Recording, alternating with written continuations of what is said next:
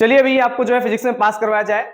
और सबसे पहले तो बेटा ये बता दूं मैं, ये वीडियो एकदम विशुद्ध बैक बेंचर्स के लिए है जिन्होंने साल भर कुछ नहीं पढ़ा। ठीक है, तो एट द एंड उनको चाहिए एक ऐसा वीडियो जिसमें वो सारे कंटेंट हो उनके पास, है ना, वो शॉर्ट एंड प्रिसाइज, बहुत शॉर्ट में लिखा हो चीजें, जिससे वो पढ़ के पास हो जाए, याद रखने में उनको दिक्कत ना हो। तो मैंने ऐसा कंटेंट आप लोगों के लिए बनाया है जिससे बहुत शॉर्ट में आप चीजें पढ़ के एग्जाम क्लियर कर सकते हो फिजिक्स का। सो बिना टाइम वेस्ट के स्टार्ट करेंगे बेटा आप। और आपको पता है कि एग्जाम में आई थिंक मैं आज रिकॉर्ड कर रहा हूँ वीडियो, ये सुबह के 6 बज रहे हैं और कल छोड़ के परसों आपका एग्जाम है।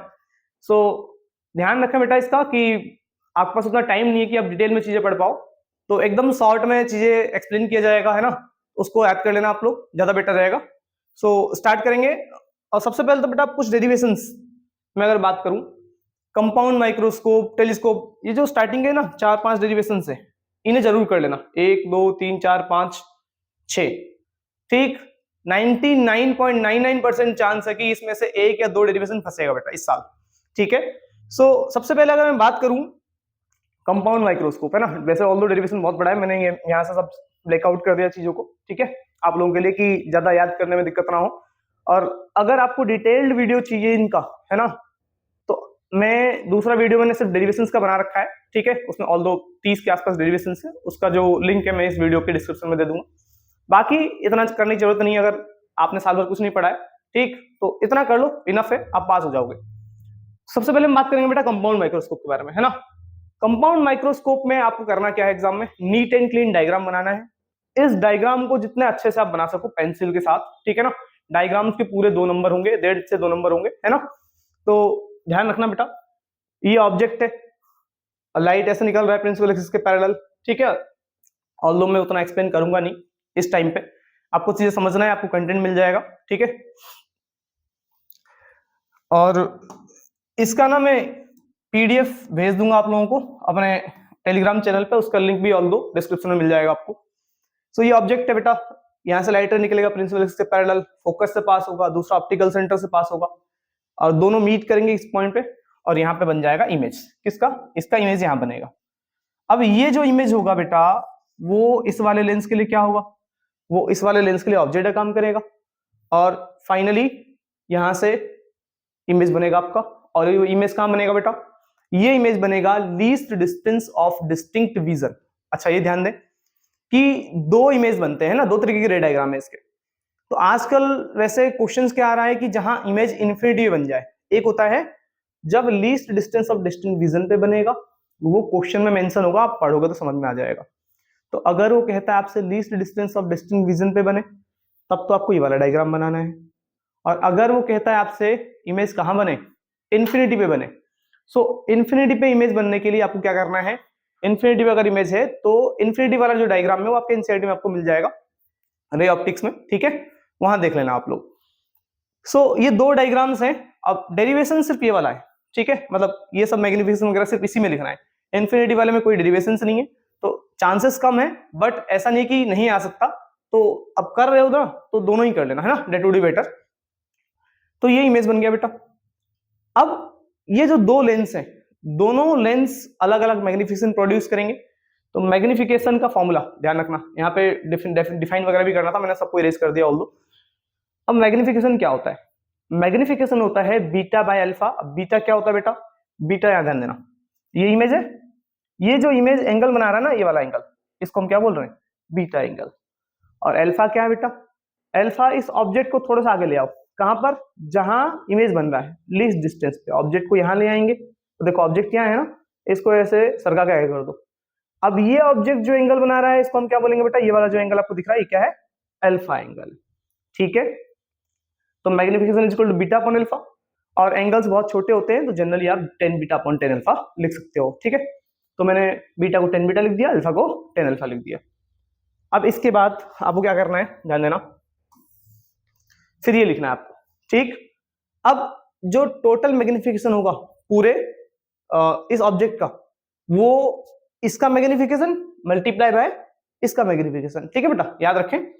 तो क्योंकि भाई 20 के सारे चीजें मैंने हटाया है, अगर आपको डिटेल में इस डेरिवेशन को समझना है तो आपको डेरिवेशन वाली वीडियो में जाना पड़ेगा, मैं डिस्क्रिप्शन में दे दूंगा इसका लिंक। ठीक है, दो, बट आप इतना कर लो, एग्जाम में सफिशिएंट है।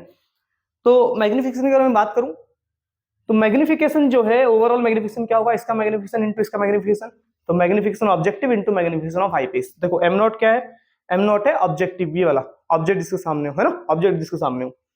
और एम ई क्या बेटा, मैग्निफिकेशन ऑफ आई पीस, इस आई पीस का मैग्निफिकेशन आपको सबसे पहले लिखना है। फिर इस एम नॉट और एम ई की वैल्यू निकालना है। एम नॉट का फॉर्मूला याद रखें बेटा, directly V naught by U naught. भाई एम का फॉर्मूला क्या होता है, आपने क्लास 10th में पढ़ा है, क्या पढ़ा बेटा, माइनस वी अपॉन यू, यही तो पढ़ा है।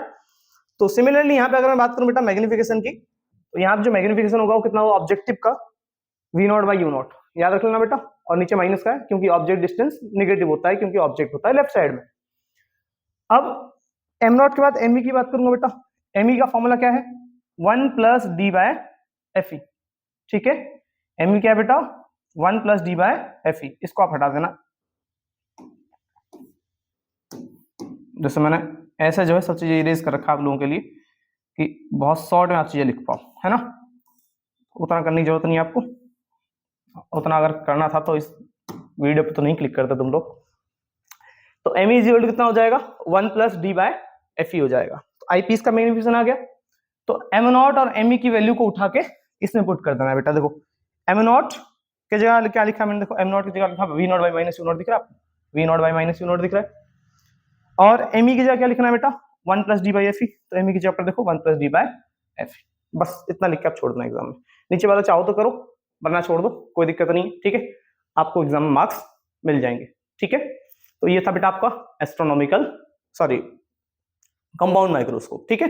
कंपाउंड माइक्रोस्कोप या टेलीस्कोप देखो 5 नंबर के क्वेश्चंस बनते हैं, उसमें कि 3 नंबर का डेरिवेशन होता है अकेला और 2 नंबर के साथ में न्यूमेरिकल होते हैं। तो 3 नंबर में से 2.5 नंबर तो आप गेन कर लोगे बेटा, आधा नंबर मैक्सिमम कट सकता है आपका, क्योंकि बीच हम लोगों ने कुछ चीजें छोड़ रखा है ना, बट 2.5 नंबर तो आपको मिल जाएंगे आराम से। सिमिलरली हम बात करें आगे एस्ट्रोनॉमिकल टेलीस्कोप। एस्ट्रोनॉमिकल टेलीस्कोप यहाँ पे भी सेम, जब इमेज कहाँ बनेगा, least distance of distant vision पे बनेगा, मतलब डी पे बनेगा। डायग्राम भैया एकदम नीट एंड क्लीन बनाना है आपको, और सेम इट इज बनाना है जो यहाँ पे है, ठीक है। दूसरी चीज इसका भी सेम एक और रे डायग्राम है, कोई डेरिवेशन नहीं है उसका। उस रे डायग्राम में इमेज कहाँ बन रहा है बेटा, उस रे डायग्राम में इमेज बन रहा है इंफिनिटी पे, ठीक है। तो वो रे डायग्राम भी कर लेना, आपको एनसीईआरटी में दोनों मिल जाएगा। अब मैं बात करूं इस वाले केस में, भाई चांसेस ज्यादा है इसी के आने के, ठीक है, इसमें मैंने उनको रखा भी नहीं यहाँ पे। एस्ट्रोनॉमिकल टेलीस्कोप बात करेंगे, सेम मैग्निफिकेशन, वहां पे बीटा अपॉन अल्फा था बेटा, है ना, यहाँ पे भी बीटा अपॉन अल्फा है। सेम एंगल छोटे हैं तो बीटा को 10 बीटा लिख देना, अल्फा को 10 अल्फा लिख देना, यहाँ तक कोई डाउट नहीं है। अब टेलीस्कोप में क्या होता है, ये ऑब्जेक्टिव लेंस होता है जो बड़ा होता है ना, हम लोग भाई जो सेलेस्टियल ऑब्जेक्ट्स होते हैं ना उनको देखते हैं ना, सन हो गया, मरकरी हो गया, दूसरे प्लैनेट्स हो गए, तो ऑब्जेक्टिव लेंस बड़ा होना चाहिए। एग्जाम में कभी बार क्वेश्चन आ जाता है ऑब्जेक्टिव लेंस बड़ा क्यों होता है ना, कॉन्सेप्चुअल क्वेश्चन आएगा, तो आप लिख देना कि ऑब्जेक्टिव लेंस इसलिए बड़ा होता है कि ज्यादा से ज्यादा उस पर लाइट रे जाके गिरे और उतना अच्छा इमेज आपका बन सके, ठीक है। ये वाला क्वेश्चन भी आ जाता है एग्जाम में। और दूसरा है आईपीस लेंस। अब वही ऑब्जेक्ट इन्फिनिटी पे रखा है, लाइट रे जैसे पैरेलल आएंगे, फोकस से मीट करेंगे, ठीक, फिर यहाँ इमेज बनेगा। तो ये जो इमेज बना बेटा, ये वाला जो इमेज बना वो किसका इमेज बना, वो इस वाले लेंस का इमेज बना। तो अब इस दूसरे वाले लेंस के लिए ऑब्जेक्ट का काम करेगा, और दूसरा वाला लेंस इसका जो है फाइनल इमेज यहां बना देगा, ठीक है। मतलब ऐसे लाइट रे निकल के बाहर निकलेंगे, फिर उधर वो मीट करेंगे नहीं, तो इन्हें पीछे मिलाएंगे वर्चुअली, जहां मीट करेंगे वहां इमेज बन जाएगा। और ये इमेज बेटा कहां बनेगा, less distance of distinct vision पे बनेगा। और आपका मैग्निफिकेशन कितना आ जाएगा, ध्यान देना आप, M is equal to beta upon alpha था। अब मैग्निफिकेशन की अगर मैं बात करूं, F naught upon minus UV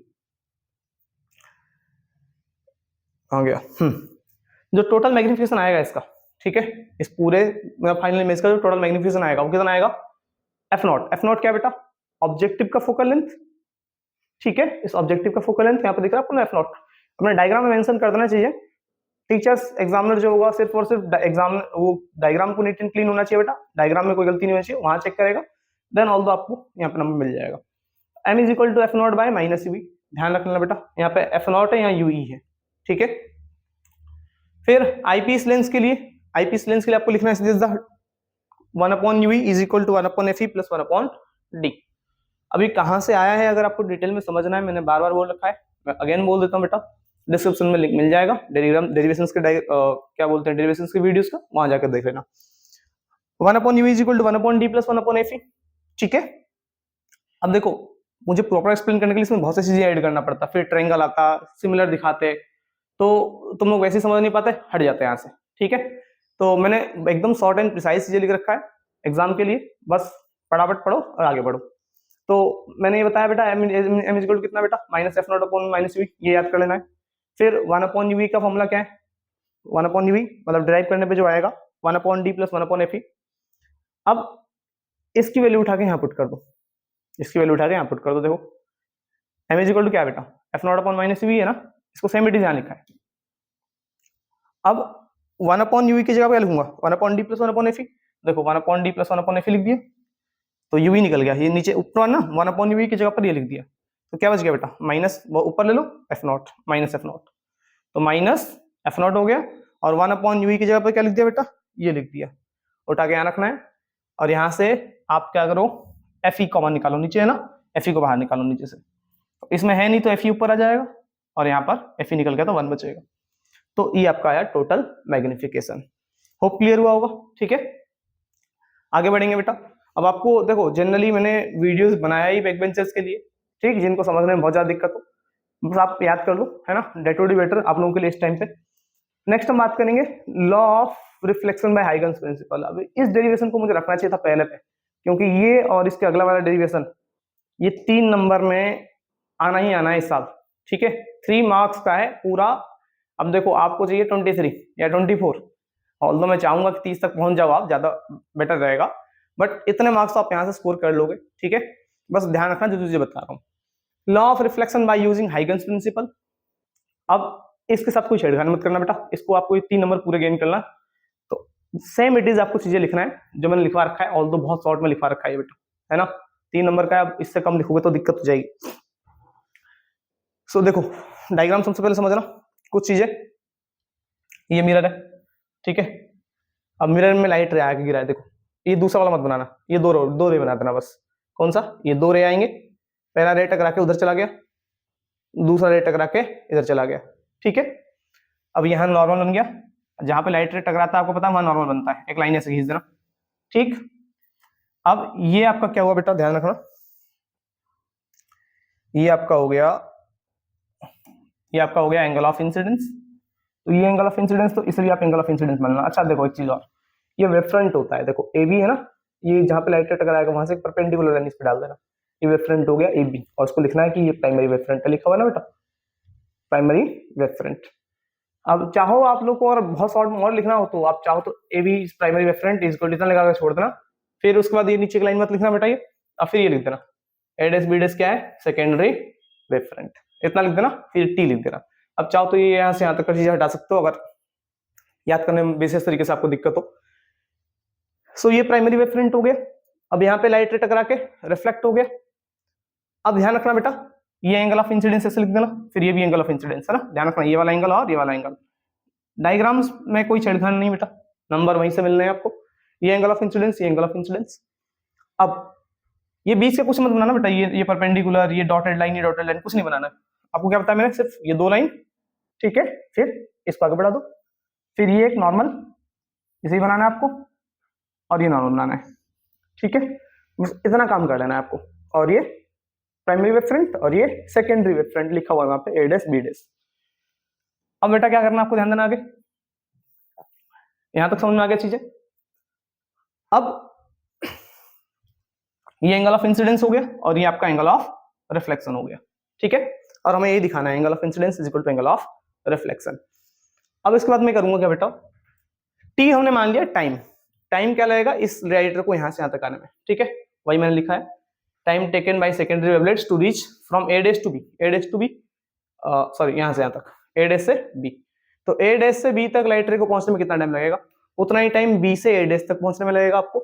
तो अब डायरेक्टली याद रख लो, ये जो ए बी आएगा, ध्यान देना, ये जो है ए डैश बी आएगा और ये ए बी डैश आएगा, तो इसको लिख देना C into T, speed of light into time. भाई हम ये डिस्टेंस निकाल रहे हैं, डिस्टेंस होता है बेटा फॉर्मूला स्पीड इंटू टाइम का, तो स्पीड, लाइट की स्पीड होती है सी, और टाइम कितना टाइम लगेगा इसको टी तक जाने में लगेगा, तो ये A B A dash B को सी टी लिख देना, ए बी डैश को सी टी लिख देना, बस डायरेक्टली याद रख लो, याद रहेगा। अब इसके बाद क्या करना है, अगर आपको ये वाला पोर्शन करना है तो आप कर सकते हो, ठीक भाई। बहुत ज्यादा कमजोर बच्चा है कोई, और बनाए भी आप ही लोगों के लिए वीडियो है। अगर बहुत ज्यादा कमजोर है कोई बच्चा, इसको याद करने में बड़ी दिक्कत है ना, क्योंकि हम लोग 1-2 डेरिवेशन तो करेंगे नहीं, लमसम आपको 10 डेरिवेशन करने पड़ेंगे बेटा, है ना, ये तो फैक्ट है। इतना करो तो ही पास हो गए। अब सोच लो कि 2 डेरिवेशन करके पास हो जाओगे, ऐसा पॉसिबल नहीं है। तो 7-8 डेरिवेशन में 10 डेरिवेशन तुम्हें करने हैं। साथ में जो मैं कंटेंट बताऊंगा मैंने सब बना रखा ऑलरेडी, ठीक। बहुत चीजें हैं, मतलब बहुत ज्यादा चीजें नहीं है, लेकिन चीजें कम भी नहीं है, आपको ये ध्यान रखना है। इतना 25 स्लाइड मैंने बनाया है। अब ये सब चीज आपको दिख रहा होगा, ये सब आपको पढ़ना है ना। बहुत शॉर्ट में चीजें लिखवाया आप लोगों के लिए, और जो जो आ सकता है वही वही लिखवाया है, उससे ज्यादा हटके चीजें नहीं लिखवाया है ना, जो अक्सर अब पूछे आते हैं। अब चाहो तो आप इसको स्किप कर सकते हो, है ना, चाहो तो, लेकिन मैं सजेस्ट करूंगा स्किप ना करो, याद कर लो। लेकिन अगर के मेमोरी पावर इतनी अच्छी है नहीं आपकी कि याद करके आप रख सको, चीजों को स्टोर करके रख सको, तो आप हटा सकते हो, डायरेक्ट लिख देना। डायरेक्टली आप इसके बाद ये लिख सकते हो बाय आरएचएस, ये दोनों ट्रायंगल सिमिलर है, कॉन्ग्रुएंट है, सॉरी। कौन कौन से ट्रायंगल दिखना बेटा, ये वाला, एक ये वाला ट्रायंगल दिख रहा है आपको, ये वाला ट्रायंगल, और दूसरा ट्रायंगल ये वाला दिख रहा है बेटा आपको, ये वाला ट्रायंगल और ये वाला ट्रायंगल, दोनों कॉन्ग्रुएंट हो जाएंगे बाय आरएचएस से। कैसे होंगे मैंने यहाँ लिख रखा है, ठीक है ना, क्योंकि ये दोनों बराबर हो जाएगा, और ये ए बी ए डैश इस ट्रायंगल में भी है और इस ट्रायंगल में भी है, और फिर ये एंगल 90 डिग्री है, ठीक है बेटा। तो ये कॉन्ग्रुएंट हो जाएंगे, और जब कॉन्ग्रुएंट हो जाएगा तो सीपीसीडी से आपके लिख देना एंगल आई एंगल आर के बराबर है, ठीक है। तो मैं बोलूंगा अगर आपको ये करना हो तो आप कर सकते हो, वरना छोड़ दो, ठीक है। आधा मार्क्स के आसपास कट सकता हूँ, मे भी, मतलब कटना ही है, बाकी 2.5 नंबर आपको पूरे मिल जाएंगे, ठीक है। बाकी तुम्हारी मर्जी है बेटा। इसके बाद या तो वो वाला डेरिवेशन आएगा, इसके जस्ट पीछे वाला हमने जो पट समझा, दोनों में से कोई एक आएगा, है ना, दोनों नहीं, कोई एक आएगा, या तो ये आएगा या तो ये आएगा 3 नंबर का। अब देख लेना, सेम यहाँ पे भी, ये देखो, ये तीसरा मत बनाना, ये जो तीसरा ना बीच वाला, इसे ड्रॉ मत करना, 2 रे निकालना है ऐसे ही मत ड्रॉ करना, ये परपेंडिकुलर नहीं, इसे मत ड्रॉ करना, है ना, इसे मत ड्रॉ करना, ये दोनों हटा देना। अब 2 लाइट रेज है बेटा, अब ऊपर रेयर मीडियम, नीचे डेंसर मीडियम, ऊपर स्पीड ऑफ लाइट v1, नीचे स्पीड ऑफ लाइट v2। जब लाइट आएंगे इसे मोड़ देना बेटा, नॉर्मल की तरफ, इसे अंदर की तरफ मोड़ देना इस तरह से, है ना, जहां से सीधा, लेकिन वो थोड़ा बेंट हो गया, आपको दिख रहा होगा, ठीक है। सेम यहाँ से प्राइमरी वेव फ्रंट बना देना ए बी, जहां पे टकराएगा वहां से प्राइमरी वेव फ्रंट, और दूसरा जहां पे यहाँ से, जहां पे ये मुड़ेगा ना बेटा, उस पॉइंट से इधर कहीं परपेंडिकुलर डाल के सेकेंडरी वेव फ्रंट बना देना। अब विशेष तरीके से ध्यान रखना, ये आर्क दिख रहा है ना आपको, ये आर्क बनाना मत भूलना। सेम चीज इस डायग्राम में भी था बेटा, मैं बताना भूल गया था आपको, ये दिख रहा है आपको, एक आर्क टाइप का डॉटेड लाइन से बनाए, इसको जरूर बना लेना, ठीक है बेटा। तो आपको ये आर्क बनाना है, देन फर्दर ये सेकेंडरी वेवलेट्स होता है, आपको खैर जाना नहीं है डिटेल में, ऐसे ज्वाइन करो, ये आपका प्राइमरी वेव फ्रंट हो जाएगा, ये आपका सेकेंडरी वेव फ्रंट हो जाएगा, सेम पीछे वाले की तरह। अब वही नॉर्मल बना दो, ये आपका एंगल ऑफ इंसिडेंस, तो ये भी आपका एंगल ऑफ इंसिडेंस, यहाँ पर ये आपका एंगल ऑफ रिफ्लेक्शन, ये वाला एंगल दिख रहा है आपको, ये आपका एंगल ऑफ रिफ्लेक्शन, है ना, तो ये भी आपका एंगल ऑफ रिफ्लेक्शन, इतना आपको समझना है। फिर ए बी को आप प्राइमरी वेव फ्रंट लिख के छोड़ सकते हो, मैंने आपको बताया, बाकी सब चीज लिखने की जरूरत है तो लिख लेना, तुम्हारी मर्जी, ठीक। और ये A dash B dash secondary wave front, ये दोनों जरूर लिख देना। फिर v1 लाइट की स्पीड बाहर कितनी है, और v2 लाइट की स्पीड अंदर कितनी है ना, सेम लिखा हुआ है, speed of light in rare medium, speed of light in denser medium. अब रिफ्रैक्टिव इंडेक्स का फॉर्मूला होता है, ध्यान रखना, रिफ्रैक्टिव इंडेक्स होता है जहां से लाइट जा रहा है उसकी स्पीड डिवाइडेड में जहां लाइट जा रहा है उसकी स्पीड, तो ऊपर v1 है नीचे v2 है, रिफ्रैक्टिव इंडेक्स हो जाएगा v1/v2, ठीक है बेटा। फिर आगे बढ़ेंगे, अगर वही सेम चीज जो वहां पे लिखा था हमने, मान लिया t सेकेंड्स लगेगा उसको, लाइट रेस को सेकेंडरी वेव फ्रंट तक पहुंचने में, let secondary wavelets from b strikes the surface xy at a dash. अब चाहो तो लिखो, ठीक, वरना डायरेक्ट आ जाओ b a डैश और a b डैश पे, देखो कैसे b a डैश कितना होगा। अच्छा, अगर आपको ये चीज नहीं लिखना है, आपको ये चीज नहीं लिखना है, तो मैं आपको एक शॉर्ट में चीज लिखवा देता हूं,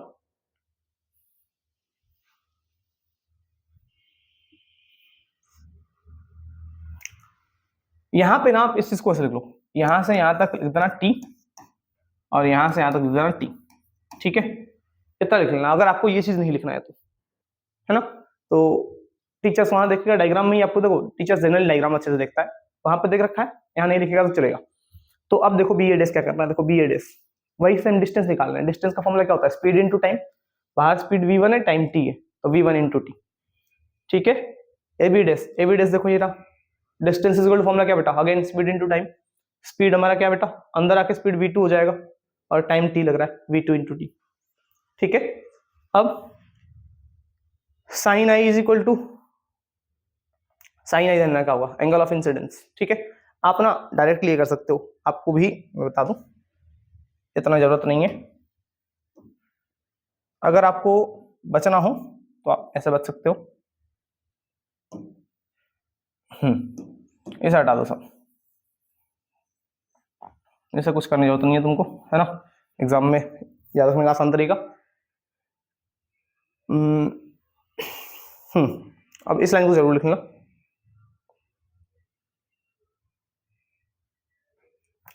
आगे देखो, sine i upon sine r, ठीक है, sine i upon sine r. अब sine i upon sine r निकालना आपको। अब ध्यान देना, साइन आई क्या होगा, साइन थीटा क्या होता है बेटा, परपेंडिकुलर अपॉन हाइपोटेन्यूस। ये एंगल 90 डिग्री है और ये एंगल भी 90 डिग्री है तुम्हारे यहाँ पे।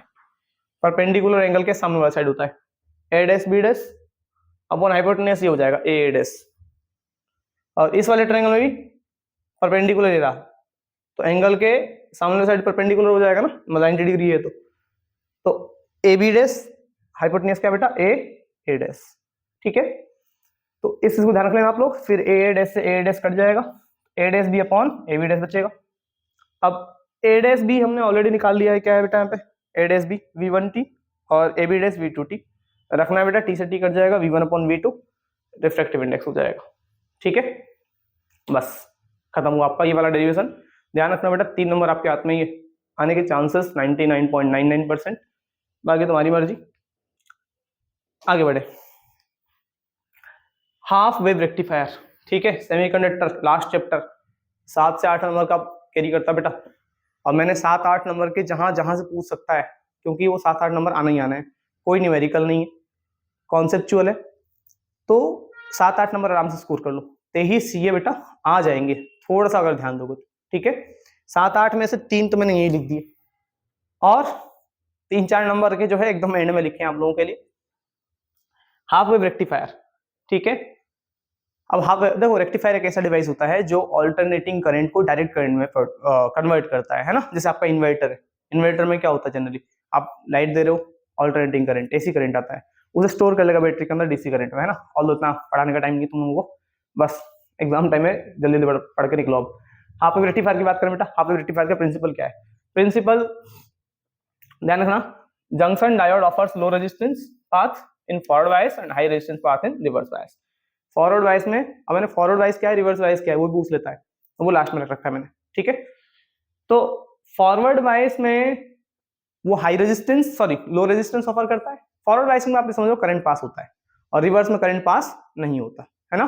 तो फॉरवर्ड वाइस में हाई रेजिस्टेंस पाथ होता है, और सॉरी उल्टा बोल दिया, फॉरवर्ड वाइसिंग में क्या होता है, लो रेजिस्टेंस पाथ होता है, और रिवर्स वाइसिंग में हाई रेजिस्टेंस पाथ होता है। वही लिखा बेटा, लो रेजिस्टेंस पाथ किसके लिए, फॉरवर्ड वाइस के लिए, हाई रेजिस्टेंस पाथ के लिए बेटा, रिवर्स वाइसिंग के लिए। प्रिंसिपल लिख लेना बेटा। फिर वर्किंग, यही मैंने बहुत शॉर्ट लिखवा बेटा, इतना शॉर्ट लिख देना, नंबर मिल जाएगा आपको। तो ये आपको डायग्राम सबसे पहले बनाना है। ये आपका क्या बोलते हैं, ट्रांसफार्मर है, यहाँ पे हम लोगों ने डायोड लगाया है, ये डायोड दिख रहा है आपको, ये वाला डायोड, ठीक है। अब फर्स्ट हाफ साइकिल के लिए, फर्स्ट हाफ के लिए आपको मैंने वही लिख रखा, पढ़ लेना। फर्स्ट हाफ के लिए ये पॉजिटिव होगा, ये निगेटिव हो जाएगा। अब फॉरवर्ड वाइसिंग क्या होता है देख लो, जब positive terminal P type semiconductor से कनेक्टेड हो और नेगेटिव टर्मिनल एन टाइप से कनेक्टेड हो, तब होता है फॉरवर्ड वाइसिंग। तो यहाँ पे देखो, ये जो है ना, ये पी टाइप, ये पी होता है इधर वाला, और ये जो है ना लाइन, इसको एन बोलते हैं। तो ये पी टाइप पॉजिटिव से कनेक्टेड है, और एन टाइप नीचे आ जाओ नेगेटिव से कनेक्टेड है, तो ये फॉरवर्ड वाइसिंग है। तो अब अभी तो करंट फ्लो होगा, अभी करंट फ्लो होगा आराम से, पॉजिटिव से नेगेटिव ऐसे फ्लो होगा।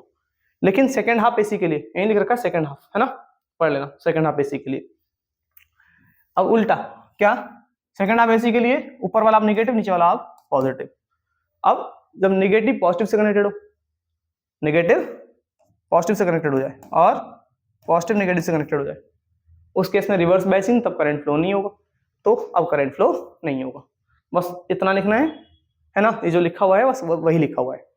अब आपको समझना है यहाँ पे इनपुट आउटपुट डायग्राम, ये भी आ जाता है उसी के साथ ही। अगर बोलेगा तो लिख देना, नहीं बोलेगा तो भी लिख देना, है ना, मार्क्स मिल जाएंगे तुमको। तो ये इनपुट आउटपुट डायग्राम है। देखो इनपुट में क्या करना है, आपको सीधा लाइन खींचना है ऐसा, ठीक है, बना देना साइनसोइडल ग्राफ। आउटपुट में क्या है, आधे में तो करंट मिलेगा फर्स्ट हाफ, सेकंड हाफ में करंट मिलेगा नहीं, क्योंकि रिवर्स बायसिंग हो गया ना। फिर करंट मिलेगा, फिर करंट नहीं मिलेगा। तो इस तरह से आपका आउटपुट डायग्राम हो गया। क्लियर? सो अब आप आगे बढ़ेंगे, नेक्स्ट हम बात करेंगे फुल वेव रेक्टिफायर के बारे में। बेटा फुल वेव रेक्टिफायर में प्रिंसिपल वही रखना है पिछले वाले की तरह, है ना, दोनों के लिए प्रिंसिपल सेम। वर्किंग में देखो यहाँ पे हमने क्या कर रखा है, यहाँ पे दो डायोड लगा रखा है बेटा, D1 और D2, और बीच में हमने लोड लगा रखा है। सेम केस फर्स्ट हाफ के लिए ये पॉजिटिव हो जाएगा और ये नेगेटिव हो जाएगा। जो लिख रखा है बेटा उसको पढ़ लेना बस, है ना, पढ़ कर लेना, लिख लेना इसको। और अगर अंग्रेजी आपकी अच्छी है, जो कि नहीं होगा ऑब्वियस है, तो जो है यहाँ पे आप खुद ही लिख सकते हो समझ के, वरना तुम तो याद ही करने आए हो, याद करो। तो पॉजिटिव और नेगेटिव की अगर बात करेंगे तो अब देखो ये वाला जो है पॉजिटिव से कनेक्टेड है, देखो P वाला पॉजिटिव से कनेक्टेड है और N वाला देखो नीचे नेगेटिव से कनेक्टेड है ना बेटा। तो ये तो हो गया फॉरवर्ड वाइज, लेकिन इसमें क्या देखो, अब पॉजिटिव वाला नेगेटिव से कनेक्टेड है और नेगेटिव वाला पॉजिटिव से कनेक्टेड है, तो नीचे वाले में हो गया रिवर्स बायस। तो ऊपर करंट फ्लो होगा, नीचे करंट फ्लो नहीं होगा, ठीक है। अब सेकेंड हाफ वाले केस में क्या होगा, सेकेंड हाफ में उल्टा, सेकेंड हाफ में ये पॉजिटिव, अब ये पॉजिटिव हो जाएगा, ये नेगेटिव हो जाएगा। अब देखो इसका पॉजिटिव जो है ये पॉजिटिव से कनेक्टेड है और नेगेटिव इसका नेगेटिव से कनेक्टेड है, तो ये हो जाएगा फॉरवर्ड वाइज, इसमें करंट फ्लो होगा। अब इसमें क्या है बेटा, देखो ये आपका है पॉजिटिव नेगेटिव से कनेक्टेड है, तो रिवर्स वाइज करंट फ्लो नहीं होगा, तो ऊपर कोई करंट फ्लो नहीं होगा, नीचे करंट फ्लो होगा। तो आधे में ऊपर करंट फ्लो हो रहा है, आधे में नीचे करंट फ्लो हो रहा है, और दोनों ही केस में आपको आउटपुट मिल जाएगा। वहां क्या था, आधे में करंट फ्लो हो रहा था, आधे में करंट फ्लो नहीं हो रहा था बेटा। तो ये वो आपका रिवर्स बायसिंग, और वही मैंने यहाँ पे लिख रखा है, ठीक है, याद करना बेटा। 3 नंबर तुम्हारे हाथ में, भाई 6 नंबर तो यही हो गए तुम्हारे हाथ में, ठीक है, 6 नंबर देख लेना। यहाँ पे इनपुट आप दे रहे हो और आउटपुट सारा का सारा आपको मिल रहा है, ठीक है।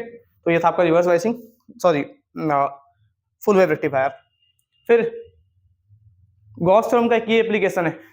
अब मैंने भी इसको सीक्वेंस वाइज एड कर रखा है, समझ रहे हो, जो प्रोबेबिलिटी बहुत ज्यादा है जिनके आने की, उनको मैंने पहले रख रखा है डेरिवेशंस में, ठीक। तो ये स्टार्टिंग के जो डेरिवेशंस हैं इनकी प्रोबेबिलिटी बहुत ज्यादा होती है बेटा, कि एग्जाम में पूछ लिया जाए। 3 नंबर का अगेन ये डेरिवेशन, कोई भी क्वेश्चन 3 नंबर से ऊपर नहीं होता बेटा सीबीएसई में, ध्यान रखना। तो 3 नंबर के डेरिवेशन हैं सब। Electric field at any point, है ना। अब देखो डायग्राम, ये एक प्लेन शीट है, इसके वजह से किसी पॉइंट पे इलेक्ट्रिक फील्ड निकालना, ये पी पॉइंट मान लिया है। तो डायग्राम में आपको एक सिलेंडर बना देना बीच से एकदम, है ना, ये तो बना ही देना। सिलेंडर बनाने वाले पॉजिटिव चार्ज से इलेक्ट्रिक फील्ड बाहर निकलता है, देखो ये इलेक्ट्रिक फील्ड इधर भी बाहर, इधर भी बाहर लिख दिया, ठीक है। 3 सरफेस आपको ये लिखना है, पहला ये लिखना है, इधर को दिख रहा है फर्स्ट, ये सेकंड और ये थर्ड, ठीक है। फिर ये ds कैप एरिया वेक्टर बाहर निकाल देना, इधर से बाहर इधर से ऊपर, इतना निकाल देना, डायग्राम कंप्लीट हो गया। पॉजिटिव चार्ज लगा देना सब में, ठीक है। अब सीधा सीधा लिखना चार्ज, चाहो तो ये लिखो, चाहे तुम्हारी मर्जी। Charge is equal to sigma into A, ठीक है, बहुत शॉर्ट में लिखवाया हमने, ऊपर चीजें थी मैंने इरेज कर दिया ऑल दो। तो चार्ज हमारा क्या हो जाएगा, सिग्मा इनटू ए, सिग्मा होता है सरफेस चार्ज डेंसिटी, भूल जाओ, याद कर लो। तो सिग्मा इनटू ए हो जाएगा, ठीक है। इसमें जो चार्ज है, इस सर्कल के अंदर जो चार्ज है वो सिग्मा ए है। फ्लक्स कितना लेंगे क्वेश्चन सरफेस से, फ्लक्स का फॉर्मूला ये से हटाओ जाओ तो सीधा से लिखो, फ्लक्स आया sigma A upon epsilon not, क्योंकि चार्ज अपॉन एप्सिलॉन नॉट होता है, चार्ज हमारा कितना है सिग्मा ए आ गया अपॉन एप्सिलॉन नॉट, ये आ गया आपका चार्ज, सॉरी फ्लक्स आ गया। अब दोबारा फ्लक्स निकालेंगे। अब फ्लक्स ये 3 सरफेस लिखा था ना बेटा, फर्स्ट सेकंड और थर्ड, इन तीनों पे कितना फ्लक्स लेंगे, तो φ1 + φ2 + φ3। अब φ1 और φ2 ये वाला सरफेस और ये वाला सरफेस दोनों के लिए cos 0 लगा देना, ठीक है, E cos 0 E cos 0। दूसरे वाले के लिए, तीसरे वाले के लिए 0 लिख देना सीधा सीधा, तीसरे वाले में कोई फ्लक्स लिंक नहीं होगा। तो E ये cos 0 हटा दो, 1 होता है, तो E 2 E आ गया। अब यहां से ये 2 और a इधर मल्टीप्लाई में इधर आएगा तो डिवाइड हो जाएगा, φ = E = कितना हो जाएगा, देखो जरा, φ/2a नीचे आ गया बेटा। अब इसके बाद क्या करना है, सेम फाई हमने यहां से निकाला sigma a upon epsilon naught, तो जहां फाई हम अगर दो sigma a upon epsilon naught. देखो sigma A upon epsilon naught लिखा है और नीचे 2 है तो नीचे 2 है, ए से ए कट गया, ई आ गया सिग्मा अपॉन 2 एप्सिलॉन नॉट। बड़ा इंपॉर्टेंट डेरिवेशन बेटा गॉस थ्योरम का। और इस डेरिवेशन के साथ एक डेफिनेशन आता है, डिफाइन गॉस थ्योरम, है ना, और फिर उस गॉस थ्योरम का एप्लीकेशन है। तो गॉस थ्योरम का डिफाइन करना बहुत इंपॉर्टेंट है, लिखवा दिया है, आगे है, ठीक है, टेंशन मत लो, सब जो आ सकता है वो सब आपको मिलेगा और जो आपके लेवल का है वही मिलेगा, ठीक। बहुत ज्यादा ऐसा भी चीजें नहीं डालूंगा कि जो आपको समझ में ना आए फालतू में, कोई टाइम वेस्ट तो फायदा नहीं है। नेक्स्ट हमारा बेटा पैरेलल प्लेट कैपेसिटर, ये भी इंपॉर्टेंट डेरिवेशन है एक पैरेलल प्लेट कैपेसिटर में। ये सब आपको लास्ट सेक्शन में मिलेंगे, सब लास्ट सेक्शन में मिलेंगे या सेक्शन सी में मिलेगा, ठीक।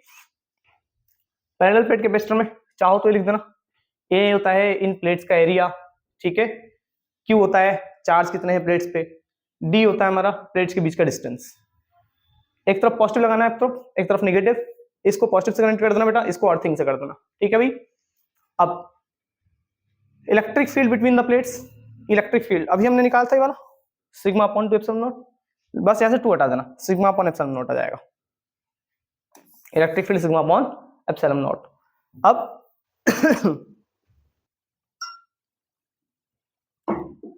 इसके बाद हम बात करें electric field sigma upon epsilon not हो गया, सिग्मा को लिखते हैं चार्ज अपॉन एरिया, तो सिग्मा हो गया हमारा charge upon area epsilon not, ठीक है। इसके बाद डिस्टेंस पोटेंशियल डिफरेंस, चाहो तो बिटवीन द प्लेट्स लिखना हो तो लिखो, वरना उड़ा दो।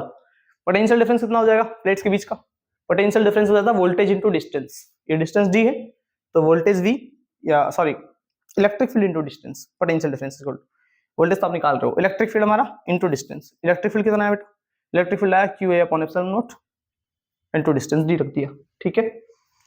अब वी आ गया, अब कैपेसिटेंस का फॉर्मूला होता है क्यू अपॉन वी, तो क्यू देखो, क्यू को तो मैं क्यू रखूंगा अपॉन वी, वी की जगह लिखूंगा बेटा ये वाला लिखिए Q D upon epsilon not, Q D upon epsilon not, reciprocal करके ये ऊपर चला जाएगा, एप्सिलॉन नॉट ऊपर गया, क्यू डी नीचे, क्यू से क्यू कट गया, क्या आएगा distance epsilon not upon D, बस खत्म, ठीक है। ध्यान रखना बेटा, फटाफट आगे बढ़ेंगे, इतना टाइम नहीं आपके पास।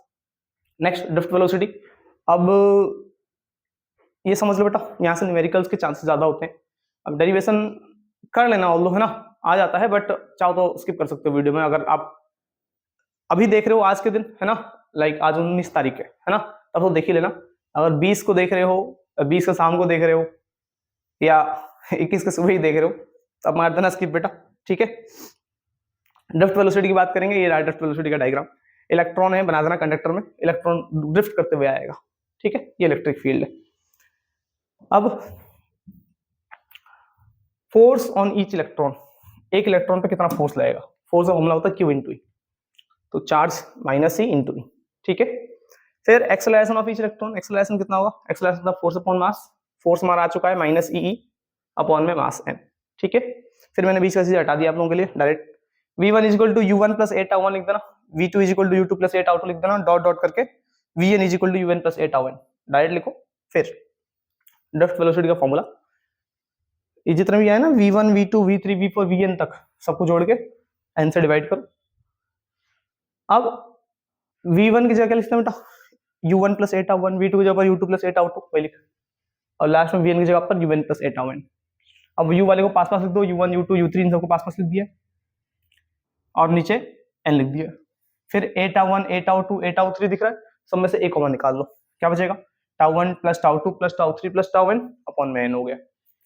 अब ये तो हो जाएगा जीरो, इस पूरे को जीरो के बराबर रख दिया देखो, और यहाँ से a की वैल्यू कितना है बेटा, a की वैल्यू कितना है, a आया था minus E upon M, minus E upon M, इस पूरे को ना टाउ लिख दो बस, ठीक है। ये आपका गया बेटा ड्रिफ्ट वेलोसिटी, होप क्लियर हुआ होगा। फिर इसके बाद हम लोग आगे बात करेंगे, 1 सेकंड का बेटा 1 मिनट का ब्रेक लेते हैं।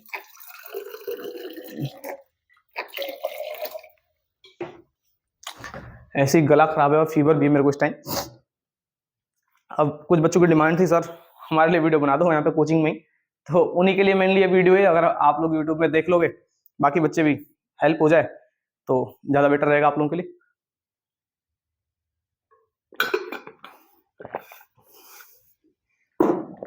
सो आगे बात करेंगे बेटा, है ना, लेंस मेकर फॉर्मूला, ये जरूर करना बेटा, ठीक है, ये प्रायोरिटी पे रखना। टेलीस्कोप माइक्रोस्कोप अगर नहीं आया है ना, अगर टेलीस्कोप माइक्रोस्कोप नहीं आया स्टार्टिंग में तो ये आएगा, या तो प्रिज्म का फॉर्मूला आएगा। भाई चैप्टर बड़ा है रे ऑप्टिक्स, ठीक है, तो चैप्टर बड़ा है जब है रे ऑप्टिक्स तो डेरिवेशन तो उसमें ज्यादा है, बट 4 कर लेना, इन चारों में इसको एक आएगा।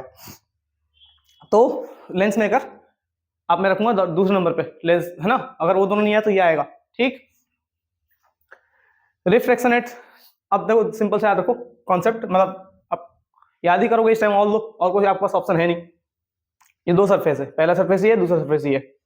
और अगर आपको डिटेल में समझना है, बता दिया मैंने आपको क्या करना है, लिंक पे जाओ, डिस्क्रिप्शन में मिल जाएगा बेटा आपको डेरिवेशन वाला वीडियो, वहां जाके डिटेल में समझाया चीजें, है ना। सो ये 2 सरफेस है, ये ऑब्जेक्ट है बेटा, ऑब्जेक्ट से लाइट रे ऐसे निकलेगा और यहाँ से एक लाइट रे ऐसे निकलेगा, ये दोनों ऐसे जाएंगे, फिर ये मुड़ेगा और यहाँ इमेज बनेगा, ठीक है, कोई दिक्कत तो नहीं है। अब बस याद रख लो बेटा बाहर का रिफ्रैक्टिव इंडेक्स कितना है, μ1, अंदर वाले का μ2, यहाँ लिख रखा है मैंने, डायग्राम में नहीं है तो आप साइड में लिख लेना कहीं, है ना, ऐसे यहाँ लिख रखा है देखो μ1 और ये μ2 लिख रखा है ना। सो ये ऑब्जेक्ट डिस्टेंस है और ये इमेज डिस्टेंस है। अब बस याद रख लेना भाई, कुछ इसमें ज्यादा कुछ डिटेल में जाना नहीं है, आपका डायग्राम से बहुत कम लेना देना है, इसका सॉल्यूशन यहीं से निकलेगा जो बताता हूँ। अब इस वाले सरफेस के लिए देखो, इस वाले सरफेस के लिए ऑब्जेक्ट बाहर रखा गया है, इस वाले सरफेस के लिए ध्यान देना इमेज कहाँ बनेगा। अगर ये वाला सरफेस नहीं होता तो क्या होता, देखो ऑब्जेक्ट यहाँ से निकलेगा, सिर्फ यहाँ से मुड़ता, तो यहाँ से क्या है, यहाँ से लाइट दोबारा मुड़ रहा है, लेकिन अगर ये सरफेस नहीं होता तो क्या होता, लाइट ऐसे गया, ऐसे मुड़ के और सीधा जाके कहीं आगे इमेज बनाता। तो इसमें कहने का मतलब ये है कि जो ये वाला सरफेस है ना, इसके लिए इमेज ये है, और इस दूसरे वाले सरफेस के लिए ये आपका ऑब्जेक्ट है, और फाइनल इमेज यहाँ बनेगा, ठीक है। सो ये कॉन्सेप्ट था। अब आगे बढ़ेंगे जल्दी। तो अब इस वाले सरफेस के लिए बात करेंगे बेटा, इमेज कहाँ बन रहा है। तो इस वाले सरफेस के लिए जो इमेज है, एक सेकंड बेटा मैं देख लूंगा रिकॉर्डिंग सही से हो रहा है, ठीक है। सो मैं बात करूं इस वाले सरफेस के लिए, फॉर्मूला लगाओ, फॉर्मूला याद रखना बेटा, फॉर्मूला होता है μ2 upon v minus μ1 upon u is equal to μ2 minus μ1 upon r होता है ना, ये फॉर्मूला होता है। तो μ2 अपॉन v की जगह v1 लिखा बेटा, ये इमेज, इसका तो इमेज यहाँ बन रहा है ना, ये v1 हो गया, है ना, μ2 upon v1 minus μ1 upon u, μ1 upon u is equal to μ2 minus μ1 upon r1। r1 क्यों, r एक स्फेरिकल सरफेस होता है, और यहाँ 2 स्फेरिकल सरफेस है ना, एक ये वाला भी है, एक ये वाला भी है, इसका जो रेडियस कर्वेचर है इसको r1 मान लिया, ठीक है। दूसरा वाले सरफेस के लिए देखो, मैं दूसरे वाले सरफेस लिख देना, दूसरे वाले सरफेस के लिए।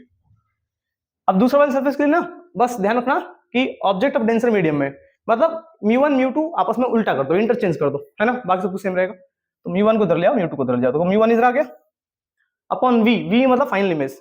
अब इस वाले सरफेस का इमेज कहां बन रहा है बेटा, ये बन रहा है ना, तो ये हो गया हमारा v, दिख रहा है आपको, माइनस μ1 अपॉन u। अब यहाँ μ1 की जगह μ2 कर देना, μ1 μ2 आगे पीछे कर दिया, μ2 इधर आ गया तो μ2 आ गया। अब ऑब्जेक्ट डिस्टेंस, अब ऑब्जेक्ट डिस्टेंस दूसरे वाले सरफेस का ऑब्जेक्ट क्या है, दूसरे वाले सरफेस के लिए ऑब्जेक्ट तो ये है ना, तो ये v1 हो गया, ठीक है, v1 इज इक्वल टू, यहाँ पे उल्टा कर दो, μ1 इधर ले आओ, μ2 उधर ले जाओ, और दूसरा वाला सरफेस है तो r2 आ गया। अब दोनों को जोड़ना है, जोड़ने में क्या करना है, इसको लिखना है, फिर प्लस का साइन लगा के इसको लिख देना है, इज इक्वल टू, इसको लिखना है, फिर प्लस का साइन लगा के इसको लिख देना है। अब ये μ2 अपॉन v से μ2 अपॉन v1 कट गया ये दोनों, अब ये बचेगा यहाँ से, ठीक। अब चाहो तो एक काम और कर सकते हो, और शॉर्ट में आपको करवा देता हूँ चीजें कुछ, अगर फेवर में है कुछ चीजें तो शॉर्ट में ही बेटा मत करो, ज्यादा दिक्कत होगी, ठीक है। तो देखो अब यहाँ पे देखो कुछ नहीं करना है, इसमें μ1 है, इसमें μ1 है, दोनों में से μ1 कॉमन निकाल लो, क्या बचेगा ध्यान रखना, यहाँ 1 अपॉन v बचेगा ना, μ1 निकल गया तो 1 अपॉन v, फिर माइनस है तो माइनस, μ1 निकल गया तो 1 upon u is equal to क्या होगा, μ2 माइनस μ1 अपॉन r1। अब यहाँ से मैंने माइनस n कॉमन निकाला बेटा, माइनस n कॉमन निकालोगे तो क्या है, देखो μ2 माइनस का तो प्लस का हो जाएगा, μ1 प्लस का है तो माइनस का होगा अपॉन r2। अब यहाँ से क्या करना है बेटा, यहाँ से इस म्यू को नीचे भेज दो, और यहाँ से μ2 माइनस μ1 देखो दोनों में ही है, बाहर निकाल दो, μ2 माइनस μ1 दोनों से बाहर निकाल दो, और μ1 को नीचे भेज दो, भेज दिया, क्या बचेगा यहाँ पे बेटा, ये निकल गया तो बचा 1 upon r1 minus 1 upon r2, clear. अब इसके बाद एक स्टेटमेंट लिखना है, इसके बाद एक स्टेटमेंट लिखना है आपको, क्या व्हेन ऑब्जेक्ट इज इन्फिनिटी, अच्छा ये लिख लो साथ साथ, 1 upon mu minus 1 upon mu. अब अलग अलग कर दो इसको, म्यू वन को इधर करो, म्यू वन को उधर करो। म्यू वन जब अलग होगा mu two upon mu one हो जाएगा एक बार, mu two upon mu one हो जाएगा म्यू रिफ्रैक्टिव इंडेक्स, फिर mu one upon mu one cut के 1 आ जाएगा 1, तो 1 आ गया, 1 upon R1 minus 1 upon R2, ठीक है। और फिर दूसरा केस, जब ऑब्जेक्ट इन्फिनिटी पे रखा हो, इमेज फोकस से बनेगा, तो U की जगह पर V की जगह पर F लिख दो, V की जगह लिख दो बेटा F, और U की जगह जब इन्फिनिटी लिखोगे समथिंग अपॉन इन्फिनिटी 0 आ जाएगा, हटा देना, ये आपका फॉर्मूला आ गया, ठीक है। तो बेटा 3 नंबर 3 नंबर ग्रेप करते चलो, ठीक है, घड़ा भर जाएगा तुम्हारा 23 नंबर वाला। So electric field at any point on the infinity long straight wire, अब ये भी एक गॉस थ्योरम का एप्लीकेशन है।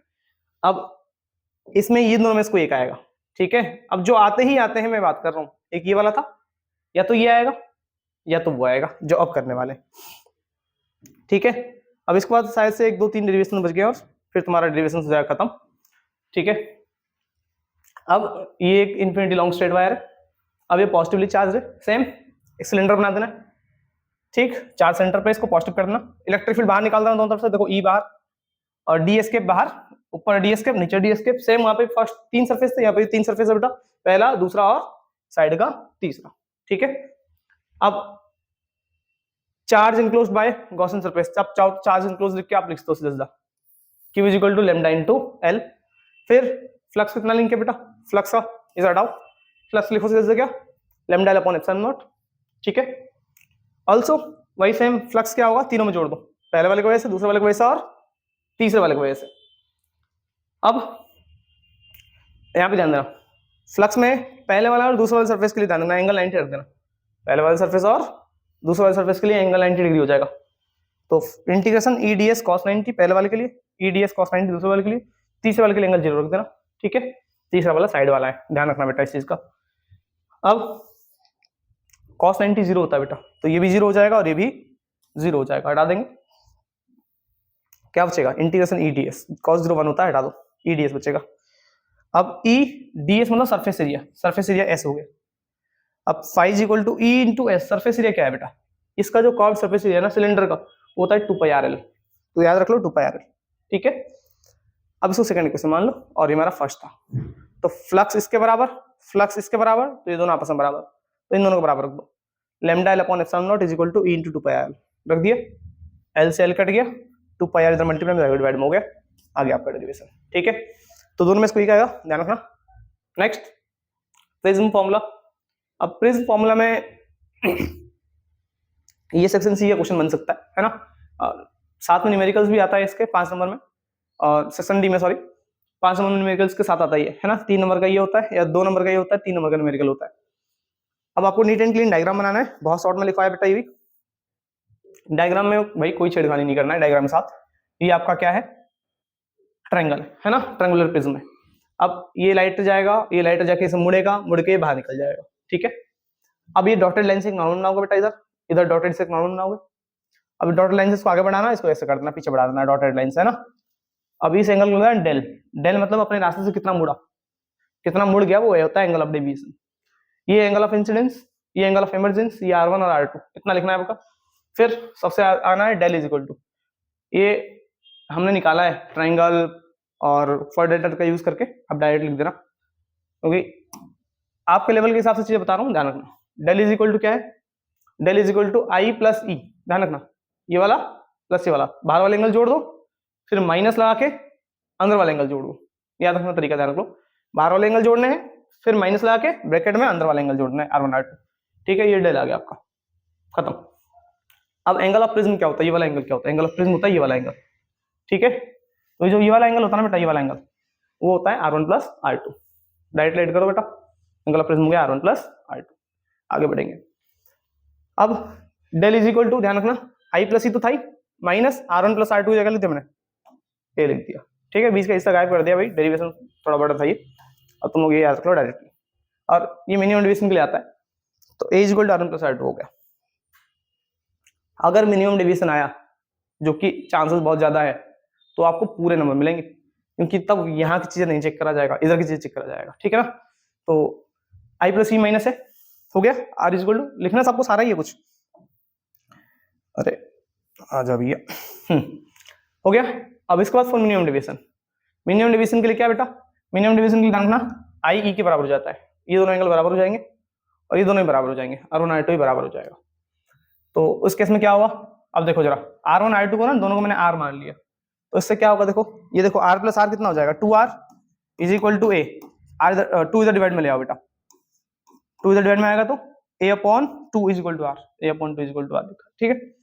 दूसरा एंगल ऑफ इंसिडेंस कितना हो जाएगा, इसमें रखो डेल मिनिमम है ना बेटा, देखो डेल, ये a इधर माइनस में जाएगा तो प्लस में हो गया, is equal to i plus e की जगह पर भी मैं आई लिख सकता हूँ क्योंकि दोनों बराबर है, आई प्लस आई 2y, 2 डिवाइड में आएगा नीचे तो डेल प्लस, सॉरी क्या था यहाँ पे ए था ना, इधर आएगा तो ए हो जाएगा ना प्लस का, डेल प्लस ए, एम मतलब मिनिमम डिवीजन के लिए, यहाँ पे चाहो तो छोटा सा एम लिख सकते हो आप, और 2 डिवाइड में आ जाएगा, ठीक है। ये एंगल ऑफ इंसिडेंस हो गया। तो मैंने आपको डायरेक्टली लिख रखा है, आई निकालो आई निकालो, डायरेक्टली लिख दो इसको, इतना कुछ करने की जरूरत नहीं है, तामझाम नहीं है। तो रिफ्रैक्टिव इंडेक्स का फॉर्मूला क्या होता है, sine A upon sine R, तो साइन आई की जगह पर ए अपॉन, आई की जगह पर ये लिख देना, अपॉन आर की जगह पर ये लिख देना, ठीक है। अगर रिफ्रैक्टिव इंडेक्स खत्म, काम आगे बढ़ेंगे। अब electric field at any point on the axial, अब एक्सियल में बी से रिलेशन हटा देना, जो बोल रहा हूं बस इतना रख लेना। डायग्राम ध्यान रखो, plus Q minus Q, plus Q की वजह से इस पॉइंट पे इलेक्ट्रिक फील्ड, पॉजिटिव चार्ज से इलेक्ट्रिक फील्ड बाहर निकलता है बेटा, E2 बाहर, नेगेटिव की वजह से इलेक्ट्रिक फील्ड अंदर आता है, E1 अंदर। ये 2a है और सेंटर से यहां तक का डिस्टेंस r मान लेना बेटा, बस इतना कर लेना। अब प्लस क्यू की वजह से E1 किसकी वजह से बेटा, माइनस क्यू की वजह से, माइनस क्यू की वजह से यहाँ पे इलेक्ट्रिक फील्ड कितना बेटा, माइनस की वजह से इलेक्ट्रिक फील्ड अंदर आता है, तो इलेक्ट्रिक फील्ड अंदर आएगा, ठीक है। और पॉजिटिव से इलेक्ट्रिक फील्ड बाहर जाता है तो E2 बाहर जाएगा। अब देखो ये वाला डिस्टेंस कितना, देखो ध्यान देना, ये हमारा डिस्टेंस कितना है बेटा, ध्यान देना, ये डिस्टेंस a है और ये वाला डिस्टेंस कितना बेटा, ये था r, ये r प्लस a हो जाएगा। तो इलेक्ट्रिक फील्ड का फॉर्मूला होता है kq बाय r, तो kq अपॉन डिस्टेंस हमारा हो जाएगा r प्लस a का स्क्वायर, ठीक। चाहो तो इसे लिखो, चाहो तो मत लिखो, तुम्हारी मर्जी। E2, ठीक है, E2 कितना हो जाएगा अगेन kq बाय, बस ये याद रख लो, एक में r प्लस a होगा, दूसरे वाले में r माइनस a हो जाएगा, ठीक है। तो r में से a माइनस कर दो, ये वाला डिस्टेंस बचेगा, r minus a plus q की वजह से होगा r माइनस a का whole square. Net electric field के लिए माइनस करना E2 में से E1। अब E2 आपके पास आ चुका, ये रख देना, E1 आ चुका, इसे रख देना। अब इसमें बीच में बहुत सारा कैलकुलेशन है, उसे हटाओ, आधा नंबर मिले हटा दो, ठीक है, आधा नंबर छोड़ दो, आधा नंबर नहीं छोड़ोगे तो दिक्कत है, बाकी नंबर गायब जाएंगे तुम्हारे। तो नेट इलेक्ट्रिक फील्ड आ गया। अब इसके बाद आपको डायरेक्टली ये वाला लाइन लिख देना है, ठीक है। माइनस करने पर रिजल्ट बनेगा is equal to 2kp by 2kp r upon r square minus a square का होल स्क्वायर, याद रख लो। फिर a स्क्वायर 0 रख देना लास्ट में, ये लाइन लिख के r इज ग्रेटर देन, तो a स्क्वायर हो गया 0, बस रिजल्टेंट आपको ये मिल जाएगा 2kp अपॉन r क्यूब, इतना लिख के छोड़ दो बेटा, पूरे नंबर आधा माइनस करके। अब आगे बात करूं, electric field at any point on equatorial line पे भी सेम। अब ये डायग्राम है बेटा, याद रख लेना, ज्यादा बेटर रहेगा। ये a है, ये r है, ये r square plus a square root में होगा, ये भी होगा, है ना। प्लस क्यू की वजह से इलेक्ट्रिक फील्ड बाहर निकलेगा, माइनस क्यू की वजह से इलेक्ट्रिक फील्ड अंदर आएगा, ठीक है। अब ये दो हिस्सों में बटेगा, E1 है, ये एंगल थीटा, ये एंगल थीटा, ये एंगल थीटा, ये एंगल थीटा हो जाएगा, E1 cos E1 sin, ये E2 नीचे आ रहा है, E2 cos E2 sin, ठीक है। बस आप याद रख लो, इस टाइम आपके पास यही चांस है, बस E1 इज इक्वल टू, इसे हटा देना, डायरेक्ट लिख देना kq upon r square plus a square, E2 is equal to kq by r square plus a square, ये बीच वाला हटा देना, ठीक है, कोई जरूरत नहीं। अब दोनों को बराबर लिखना है, क्योंकि देखो E1 E2 दोनों बराबर ही, चेक करो, जब दोनों बराबर है तो ई नेट लिख देना सीधा सीधा, E1 cos थीटा और E2 cos थीटा, दोनों को जोड़ना। डायग्राम अच्छे से बनाना, बस बीच में चीजें हटा दोगे ना कोई नहीं दिक्कत है, जैसे मैंने हटाया है, डायग्राम अच्छे से बनाना चाहिए बस। E1 अच्छा E1 E2 दोनों बराबर है, तो जहां पर E1 है E2 है, वहां पर E1 लिखूंगा, तो E1 cos थीटा दो बार E1 cos थीटा जाएगा। अब कुछ नहीं करना है, 2 E1 cos थीटा है, तो जब वैल्यूज पुट करोगे ना, बीच का फिर से हटाया मैंने, वैल्यूज जब पुट करोगे तो फाइनल आपका रिजल्ट ये बनेगा kp upon r square plus a square power 3/2। अब एक कंडीशन, जब r a से बड़ा हो तो a स्क्वायर 0 के बराबर हो जाएगा और ये बन जाएगा बेटा। तो ये डेरिवेशन भी समझ लेना बेटा, है ना, क्योंकि इनको डिटेल में समझाने का अगर समझना है आपको तो बता रखा है आपको, पुराने वीडियो पे जाओ, लिंक मिल जाएगा, वहां समझो। अब अगला केस कितने हैं, लास्ट ही हुआ आई थिंक ट्रांसफॉर्मर, हाँ बस सेकंड लास्ट है। अब इसके बाद जो बेटा, एक मिनट, लमसम रिकॉर्डिंग 1 घंटे की होने वाली है, आधे घंटे में और निपटाना पड़ेगा, है ना। तो ट्रांसफॉर्मर की अगर बात करें, ये ट्रांसफॉर्मर बेटा आराम से समझाऊंगा, सारा चीजें समझ आएगा, है ना। ऐसा नहीं कि आधे घंटे में खत्म करूंगा, अगर 1 घंटा लगेगा तो 1 घंटे में पढ़ाएंगे। सो ये आपका क्या है बेटा, कॉइल है, प्राइमरी कॉइल है, सेकेंडरी कॉइल है। अब ट्रांसफॉर्मर आपका स्टेप डाउन है, एग्जाम में कभी बार पूछ लेता है स्टेप अप ट्रांसफॉर्मर क्या है, स्टेप डाउन क्या है, फिर डेरिवेशन पूछता है। तो कभी स्टेप अप पूछे ना, स्टेप डाउन पूछे, मैंने लास्ट में लिखवा रखा, समझा दूंगा। अब ये कॉइल है, प्रिंसिपल लिखना म्यूचुअल इंडक्शन, बहुत शॉर्ट में लिखा है, प्रिंसिपल क्या है, म्यूचुअल इंडक्शन। दूसरा अब लिख देना 5P, लिखना चाहो तो ये लिखो, लाइन नहीं लिखना चाहो मत लिखो, बस ये जरूर लिखना 5P is equal to 5P is proportional to NP। फिर 5S सेकेंडरी में जो फ्लक्स होगा, number of turns in secondary coil NS। अब दोनों को डिवाइड कर दो, 5P अपॉन 5S कितना हो जाएगा, NP अपॉन NS हो जाएगा। यहां से इस 5S को उधर भेज दो, भेज दिए। इसके बाद दोनों तरफ टाइम के रिस्पेक्ट में डिफरेंशिएट कर दो, मतलब d अपॉन dt लगा दो उस दोनों तरफ, d अपॉन dt, इधर भी d अपॉन dt लिख दिया। अब d5dt, और ये कांस्टेंट है बेटा, NP बाहर निकाल, d5s अपॉन dt, d5dt क्या होगा, ये चाहो तो लिखना, वरना हटा देना इसको भी, कोई दिक्कत नहीं है तुम लोगों के लिए, ये सब हटाओ,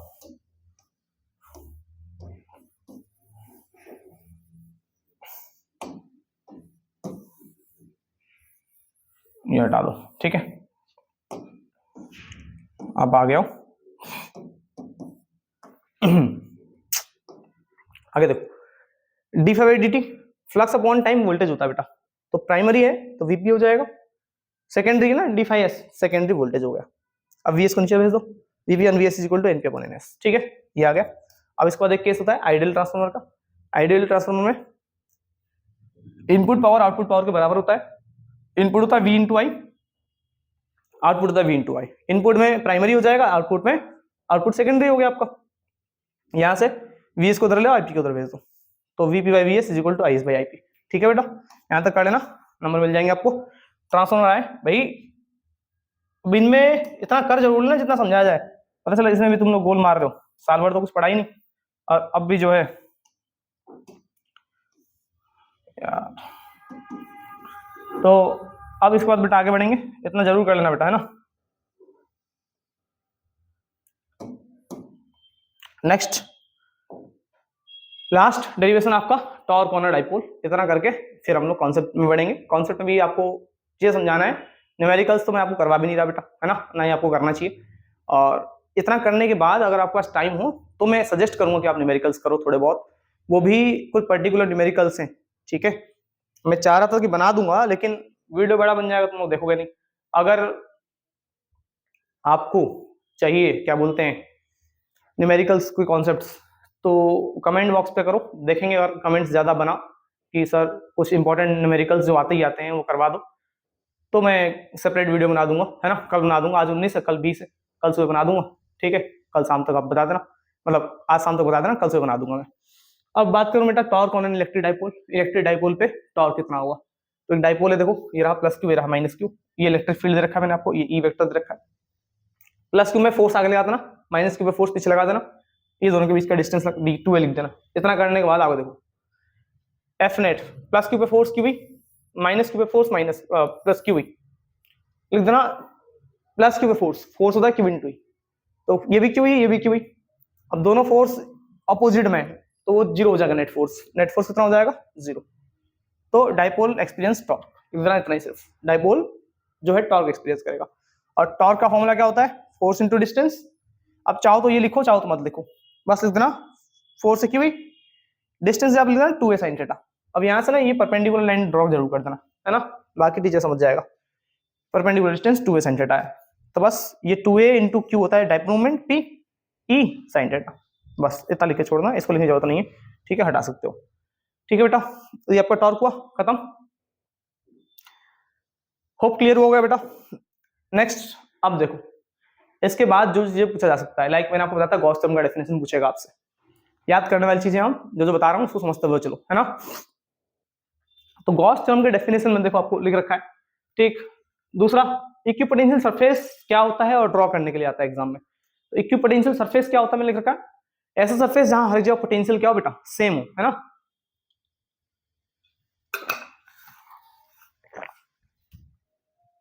सरफेस जहां हर जगह पोटेंशियल क्या हो, सेम हो, उसे हम क्या बोलते हैं, इक्विपोटेंशियल सरफेस। अब इक्विपोटेंशियल सरफेस ड्रॉ करने के लिए पॉइंट चार्ज के लिए अगर आएगा ऐसा बना देना, यूनिफॉर्म इलेक्ट्रिक फील्ड के लिए आएगा तो ऐसा बनाना है प्लेन की तरह, है ना, येलो कलर से बना हुआ है, यहाँ पे भी येलो कलर से इक्विपोटेंशियल बना हुआ है।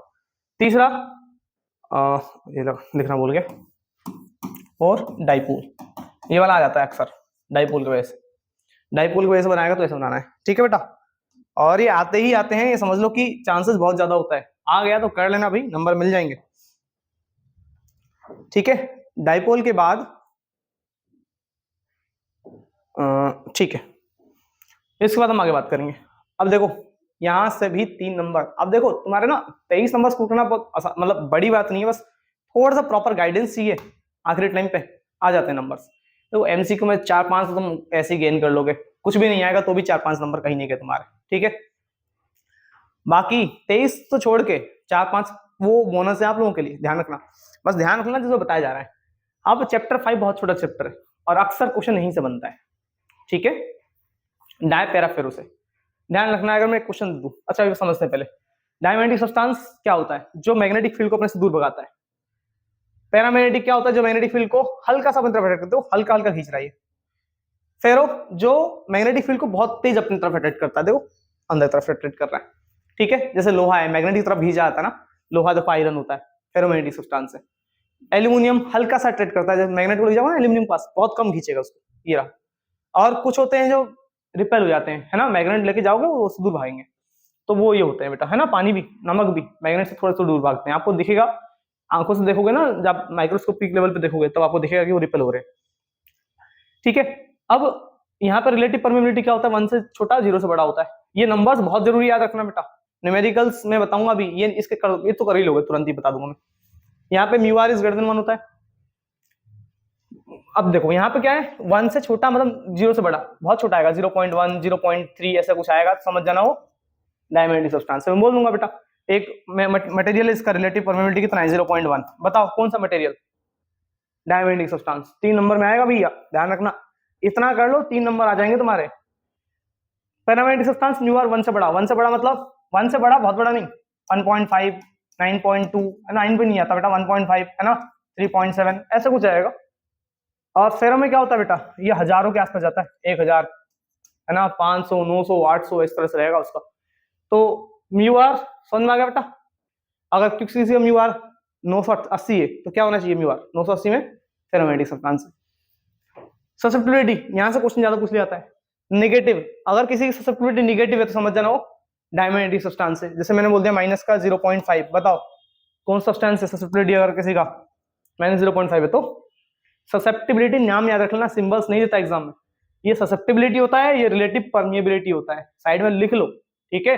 इलेक्ट्रिकल ससेप्टिबिलिटी और रिलेटिव परमिएबिलिटी, ऐसा नाम लिख के पूछा जाएगा आपसे। जी माइनस 0.5 नेगेटिव है, बस इसी का होता है, और -1 से बड़ा होता है ना, ये -1 से बड़ा नंबर है, और 0 से छोटा है। नेगेटिव में और छोटा होगा तो ससेप्टिबिलिटी क्या है बेटा, डायमैग्नेटिक सब्सटेंस हो, ठीक। इसके बाद अगर 1 से बड़ा, 1 से बड़ा कितना, 1 से थोड़ा ही बड़ा, 1 2 3 है ना, 10 तक मान लो, उससे ऊपर नहीं जाता तो वो पैरामैग्नेटिक है। अब बहुत बड़ा बड़ा आ गया, 1 से हजारों में चला गया, है ना, 1000 900 800 2000 3000, समझ जाओ क्या है वो, पैरामैग्नेटिक सब्सटेंस है। अब इतना करने के बाद ध्यान देना, ठीक है, ऐसे क्वेश्चन आएंगे 2 नंबर में सेक्शन बी में, ठीक है, तो वो आराम से आपसे हो जाएंगे बेटा, और साथ में एमसीक्यू बनेगा। 3 नंबर कहां से आएंगे, देखो 2 नंबर तो यहीं से बता दिए मैंने आपको, और एक और लास्ट फॉर्मूला बनता है, mu R is equal to 1 plus chi M, है ना, एक ये फॉर्मूला है। म्यू आर और काई एम में जो हमने समझा ना बेटा, इसमें रिलेशन होता है। कभी कभार म्यू आर देखे काई एम पूछ लेगा, कभी कभार काई एम देखे म्यू आर पूछ लेगा।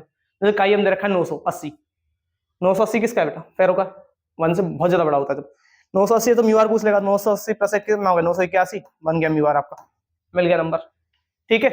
कोई ज्यादा बड़ी बात नहीं है, आप आराम से स्कोर कर डालोगे, ठीक है। अच्छा ये तो आपको लिखना था, तो ये फॉर्मूला है, ठीक, इसको याद रख लेना। दूसरा एमसीक्यू में देखो, अक्सर एमसीक्यू में कॉन्फिडेंस अगर गेन करना बेटा, 1 नंबर तो आपको एमसीक्यू में गेन हो जाएंगे। देखो बस ये याद रख लो कि ये जो एलिमेंट्स है ना, ये जो एलिमेंट्स हैं ये एमसीक्यू में पूछे जाते हैं, ठीक है, कि डायमंड सब्सटेंस ही है। और कभी कभार 2 नंबर या 3 नंबर में कंबाइंड क्वेश्चन बनता है, ठीक है, जो मैंने अभी समझाया उसके बाद ही। तो आइडेंटिफाई करो डायमंड सब्सटेंस कौन सा है। 4-5 चीजें दे देगा, लाइक दे देगा मेरे को क्या, SI दे देगा, Na दे देगा, Fe दे देगा, Al दे देगा, O2 दे देगा। बताओ इसमें बोलेगा कि आइडेंटिफाई करो कौन सा क्या है डायमैग्नेटिक सब्सटेंस। MCQ में दे दिया, 4 ऑप्शन है आपके पास, इनमें से डायमैग्नेटिक क्या है बेटा, N2 है, सॉरी SI है, दिख रहा ना, बाकी पैराफेरो है। तो आपको ये याद रखने पड़ेंगे, 1 नंबर अगर गेन करना है तो, और 2 नंबर का भी बन सकता है, ध्यान रख लेना अपने हिसाब से। और बूंद बूंद से घड़ा बढ़ता है बेटा, 1 नंबर सोच रहे हो कि इतना कौन याद रखेगा 1 नंबर के लिए, तब तो भैया क्या ही बोल सकते हैं आपको। सो ये आपका हो गया डायमैग्नेटिक सब्सटेंस का, है ना, एलिमेंट्स याद रख लेना बेटा, कंपाउंड्स हो गए। पैरामैग्नेटिक में ये हो गया आपका, फेरो में ये हो गया, इतना याद रख लेना बेटा। फेरो में 1-2 और है, बुक में देख लेना, वरना इतना बहुत है, अब इससे बाहर जाने की जरूरत नहीं आपको। नेक्स्ट लेंज लॉ का डेफिनेशन आता है बेटा, वहां से 3 नंबर, ठीक है, 2 नंबर तो गेन ही कर लेना बेटा। तो लेंज लॉ का डेफिनेशन, ठीक है, एक कंजर्वेशन होता है इसका, कंजर्वेशन ऑफ एनर्जी। चाहो तो अगर टाइम बचे तुम्हारे पास तो बस Lenz law and conservation of energy, इतना मैं जितना पढ़ा दूं उसके बाद इस वीडियो को 1 बार नहीं 2-3 बार देख लो भाई, जब कॉन्फिडेंस गेन कर लो कि हाँ इतना आ गया अच्छी तरीके से, क्योंकि बहुत ज्यादा लेंथी वीडियो होने वाला नहीं है, 2 घंटे के अंदर ही निपटा देंगे इसको, है ना। उसके बाद टाइम बचे, तुम्हारे पास बहुत टाइम बचेगा भैया, तो इस टॉपिक को भी पढ़ लेना, ठीक है। हाँ भाई, लेंज लॉ का डेफिनेशन जरूर है, इसे याद रखना कि लेंज लॉ का जो डेफिनेशन है ये आ जाता है एग्जाम में, और इसमें भी लेंज लॉ आपको डिफाइन करना पड़ेगा पहले। लेंज लॉ क्या होता है कि समझाना है, चलो समझा देते हैं। तो मान लो एक कॉइल है, अब जब एक इसमें गैल्वेनोमीटर लगाओ, जब एक मैग्नेट को इसके पास और दूर लेके जाओगे तो आप क्या देखते हो, जैसे जनरेटर होता है, जनरेटर में क्या होता है, करंट बनता है ना। करंट कैसे बनता है, आप मैग्नेट को कॉइल के आसपास घुमाते हो, ठीक है, तो इसमें फ्लक्स चेंज हो रहा है, तो ये करंट बन रहा है। अब वो जो करंट कुछ इस तरीके से बना रहा है जिसकी वजह से, अब इस मैग्नेट की वजह से इसमें करंट बना है, और वो उसी करंट का अपोज कर रहा है, मतलब इसका ही अपोज कर रहा है, अपने अंदर करंट प्रोड्यूस जो हुआ ना इसका, इसके अंदर जो करंट प्रोड्यूस हुआ वो इसके वजह से हुआ, अब इसी का ही अपोज कर रहा है कि ये मेरे पास बार बार पास और दूर क्यों हो रहा है, ठीक है बेटा, आप समझ लो बस इतना, ऐसा ही कुछ है आप लोगों के लिए। सो खत्म हुआ ये लेंज लॉ। फिर हमारा इलेक्ट्रिकल रेजोनेंस।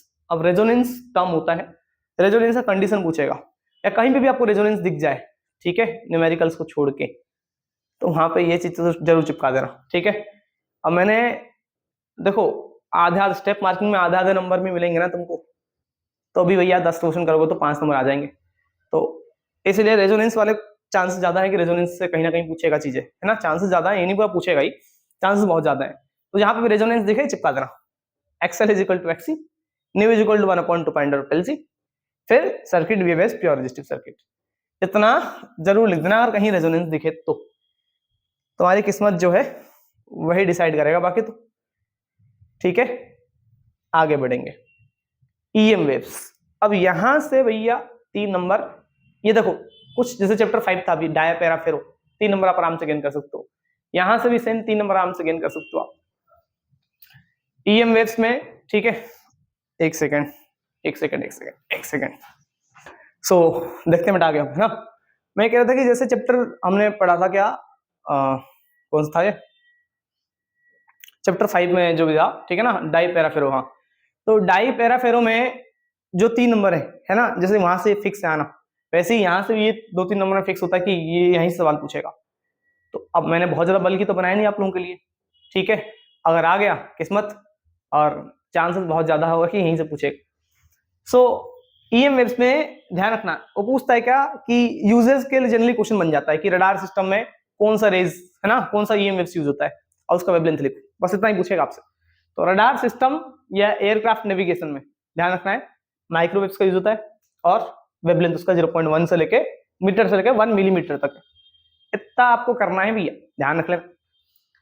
फिर अगर ट्रीटमेंट ऑफ मसल कंप्लेंट्स, है ना, मस्कुलर पैरों में कुछ मसल्स वगैरह में, या है ना कहीं मसल्स में अगर स्ट्रेन आ जाए तो उसके लिए जो है आप क्या करोगे, इंफ्रारेड वेव्स यूज करोगे। और इंफ्रारेड वेव्स को ध्यान रखना, हम लोग क्या कहते हैं, हीट वेव्स के भी नाम से जानते हैं, ठीक है ना। इंफ्रारेड वेव्स जो है आपका हीट वेव्स भी होता है। वेदर फोरकास्टिंग में भी इसी का यूज करते हैं भाई, साइड में लिखना, मैं लिखना भूल गया, वेदर फोरकास्टिंग में भी इसी का यूज करेंगे। अब इसका जो वेवलेंथ होगा वो कितना होगा बेटा, 780 नैनोमीटर से लेके 1 मिलीमीटर तक, है ना। अगला वाटर डिसइंफेक्टिंग, है ना, प्योरीफायर जो आपके घर पे लगे हों, ठीक है। तो वाटर प्योरीफायर में भी क्या होता है, यूवी रेज होता है। यूवी रेज क्या करता है, बैक्टीरिया को किल करता है ना। तो वाटर डिसइंफेक्टिंग लिखे या फिर टू किल बैक्टीरिया लिख दे, तो उसके लिए हमारे पास यूवी रेज होता है, वेवलेंथ हीरा लिख लेना। अगला treatment of cancer in tumours, tumours या कैंसर अगर हो जाए तो उसके ट्रीटमेंट के लिए हम क्या करते हैं बेटा, एक्सरे रेडियोथेरेपी करते हैं ना। ये सेम 0.1 ये नैनोमीटर है, नैनोमीटर से लेके 10 नैनोमीटर तक। अगला अच्छा, इसी में ही ट्रीटमेंट ऑफ कैंसर के बाद सर्जरी हो, फ्रैक्चर्स हो आपके पैर में, एक्सरे वगैरह तो करवाई ही हो ना, तो अगर ना हुआ हो तुम्हारे तो अच्छी बात है। ये हो गया। फिर to kill microorganism, to prevent food, है ना, फॉर काफी दिन तक खाने को अगर प्रिजर्व करके रखना है ना, तो हम क्या करते हैं, यहाँ पे यूज करते हैं किसका, अबे लिखा ही नहीं क्या, ये आपका होता है गामा रेज, ठीक है बेटा। क्या होता है ये, गामा रेज होता है और वेवलेंथ है 0.1 to 10⁻⁶ नैनोमीटर। होप क्लियर हुआ होगा। अच्छा एक चीज और याद रखना बेटा, गामा रेज का जो यूज है ना हम लोग इसमें भी करते हैं, किसके लिए, treatment of cancer and tumours. Cancer और ट्रीटमेंट ऑफ ट्यूमर्स के लिए हम गामा रेज का यूज कर सकते हैं। आप चाहो तो एक्सरे लिख लो, नहीं याद आ रहा गामा रे भी लिख सकते हो, ठीक है, दोनों सही है, समझ लो। अगला हाइगन्स प्रिंसिपल का स्टेटमेंट 5 नंबर। 5 नंबर में भैया ध्यान रख लेना आ जाता है अक्सर। और पार्ट देखा ना, जब सेक्शन डी आप जब पढ़ोगे, है ना, तो लास्ट वाला जो सेक्शन है डी ई जो भी हो, तो उसमें 5 नंबर के क्वेश्चन बनते हैं। तो 5 नंबर में और पार्ट हैं हर एक क्वेश्चन में, ठीक है। तो जो लॉ ऑफ रिफ्लेक्शन स्टार्टिंग में पढ़ाया था कि 3 नंबर बेटा कर लेना आता है ना, साथ में उसके 5 नंबर क्वेश्चन बनता है, तो 3 नंबर तो प्रूफ करने के लिए बोल देगा आपसे, लॉ ऑफ रिफ्लेक्शन। बाकी 2 नंबर कहाँ से आएगा, उसका न्यूमेरिकल्स बहुत रेयर होता है कि न्यूमेरिकल्स उसका होता ही नहीं, समझ लो आप, है ना। स्टार्टिंग में अगर हाइगन्स प्रिंसिपल से कोई न्यूमेरिकल्स नहीं होता है तो कभी कभार वो ऐसे भी बोलता है डिफाइन करो हाइगन्स प्रिंसिपल को, ठीक है। तो हाइगन्स प्रिंसिपल को डिफाइन कर लेना बस, और वेव फ्रंट ड्रॉ कर लेना। हाइगन्स प्रिंसिपल क्या होता है, देखो 2 लिख रखा है पॉइंट्स, है ना। ये तो वैसे ही वेव ऑप्टिक्स है, आपको समझ में वैसे नहीं आने वाला, याद कर लो, ठीक है, ये आ जाता है एग्जाम में, ध्यान रखना दोनों पॉइंट्स। उसके बाद स्फेरिकल वेव फ्रंट आपसे अगर पूछता है, पॉइंट सोर्स अगर बोले, पॉइंट सोर्स अगर लिखा हुआ है तो आपको बनाना है, पहले आपको बनाना है ये चीज, फिर लिख देना उसमें स्फेरिकल वेव फ्रंट। ये आपको आंसर्स में लिखना है spherical wave front, point source लिखा है, क्वेश्चन आएगा पॉइंट सोर्स के लिए बनाओ। दूसरा लीनियर सोर्स के लिए पूछेगा तो क्या करना है बेटा, आपको सिलिंड्रिकल वेव फ्रंट बनाना है, इस तरह से सिलेंडर बना देना, है ना। डिस्टेंस सोर्स, जब सोर्स बहुत दूर रखा गया होगा, इन्फिनिटी लिख सकता है, तो उसके लिए प्लेन वेव फ्रंट बना के, मतलब लिख के ये बना देना, वेव फ्रंट ड्रॉ करने के लिए आएगा तो। और हाइगन्स प्रिंसिपल, अब देखो भैया तुम आखिरी तक आते आते वीडियो में ऐसा ना हो कि सोच रहे हो कि चलो स्टार्टिंग में मोस्ट इंपॉर्टेंट हो गया तो लास्ट में छोड़ देंगे। देखो पास तभी हो गए जब सारा चीजें, है ना, चाहे फर्स्ट हो चाहे लास्ट हो, एंड तक सारा कंटेंट इंपॉर्टेंट है, ठीक। वरना तो भैया पिछले वाला जो डेरिवेशन की वीडियो था वही 2.5 घंटे का था, सिर्फ डेरिवेशन, न्यूमेरिकल्स, कॉन्सेप्चुअल क्वेश्चंस, तो बहुत भाई फिजिक्स आसान सब्जेक्ट नहीं है। अब तुम लोगों के लिए जो है मैं प्रॉपर एक्सप्लेन थोड़ी कर रहा हूँ चीजें, है ना, फटाफट पढ़ाया निकाल दिया, ठीक है ना, पढ़ाया भी क्या, थोड़ा बहुत समझाया रफली, बता दिया ये इंपॉर्टेंट, इसे याद कर लेना, बस खत्म, यही तो कर रहा हूँ। तो ध्यान रखना इस चीज का बेटा। अब आगे बढ़ेंगे, खैर ज्यादा बातें नहीं करना चाहिए। वेब फ्रंट हो गया तुम्हारा ये 3, चौथा वेब फ्रंट ये वाला भी आ जाता है एग्जाम में, प्रिज्म। प्रिज्म की वजह से वेब फ्रंट बनाने के लिए आएगा तो बना लेना, ठीक है, इस तरह से।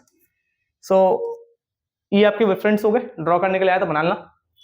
फिर कंडीशंस फॉर टीआईआर, ये भी पूछ लेता बेटा, टोटल इंटरनल रिफ्लेक्शन के लिए क्या कंडीशन होना चाहिए, तो पहला एंगल ऑफ इंसिडेंस बड़ा होना चाहिए क्रिटिकल एंगल से, दूसरा लाइट डेंसर से रेयर जाना चाहिए। 2 कंडीशन लिख के छोड़ देना बेटा, मिल जाएगा तुमको कुछ ना कुछ। इम्पैक्ट पैरामीटर का डेफिनेशन आ जाता है, ये तुम लोगों के लेवल के लिए भैया जो तुम याद करके रख सकते हो, ठीक है, ध्यान रखना। इम्पैक्ट पैरामीटर का डेफिनेशन आता है, लिख लेना। डिस्टेंस ऑफ क्लोजेस्ट अप्रोच का डेफिनेशन आता है, लिख लेना, ठीक है, लिख ही रखा मैंने, अब याद ही करना तुमको, क्या समझोगे थोड़ी डिटेल में इसको। अब सुनो, तुम्हारी किस्मत से अगर एटम में एटम्स का ये क्वेश्चन आ गया तो किस्मत है तुम्हारी, ठीक है, और आता है ये इस टाइप के, तब तो भैया फ्री के नंबर है तुम्हारे, 2 नंबर तो कहीं नहीं गए। देखो जैसे मैं बस ये रखना formula, kinetic energy minus total energy होता है। मैंने बताया ना, जो जो मेरे एंड से मैं कर सकता हूँ तुम लोगों के लिए वो कर रहा हूँ, ठीक है, कि नंबर आ जाए तुम्हारे। बाकी तुम अपने एंड से कितना एफर्ट करोगे तुम्हारी मर्जी बेटा। काइनेटिक एनर्जी हो गया minus total energy, potential energy हो गया minus 2 times of kinetic energy, ठीक है। अब देखो, अब जैसे क्वेश्चन दे दिया मैंने, अब एक एनर्जी गिवन होगा तीनों में से कोई सा भी, बाकी 2 पूछ सकता है आपसे। जैसे मैंने यहाँ दे दिया काइनेटिक एनर्जी दे दिया 3 इलेक्ट्रॉन वोल्ट, पोटेंशियल एनर्जी पूछूंगा, तो पोटेंशियल एनर्जी कितना बेटा -2 इंटू काइनेटिक एनर्जी, तो पोटेंशियल एनर्जी कितना हो जाएगा, 2 नंबर यहीं से मिल जाएंगे तुमको, -2 इंटू काइनेटिक कितना आ गया 3, तो पोटेंशियल एनर्जी कितना आ गया बेटा -6 इलेक्ट्रॉन वोल्ट। लिख के छोड़ देना भैया, 1 नंबर। दूसरा टोटल एनर्जी कितना है भैया, टोटल एनर्जी कहाँ है,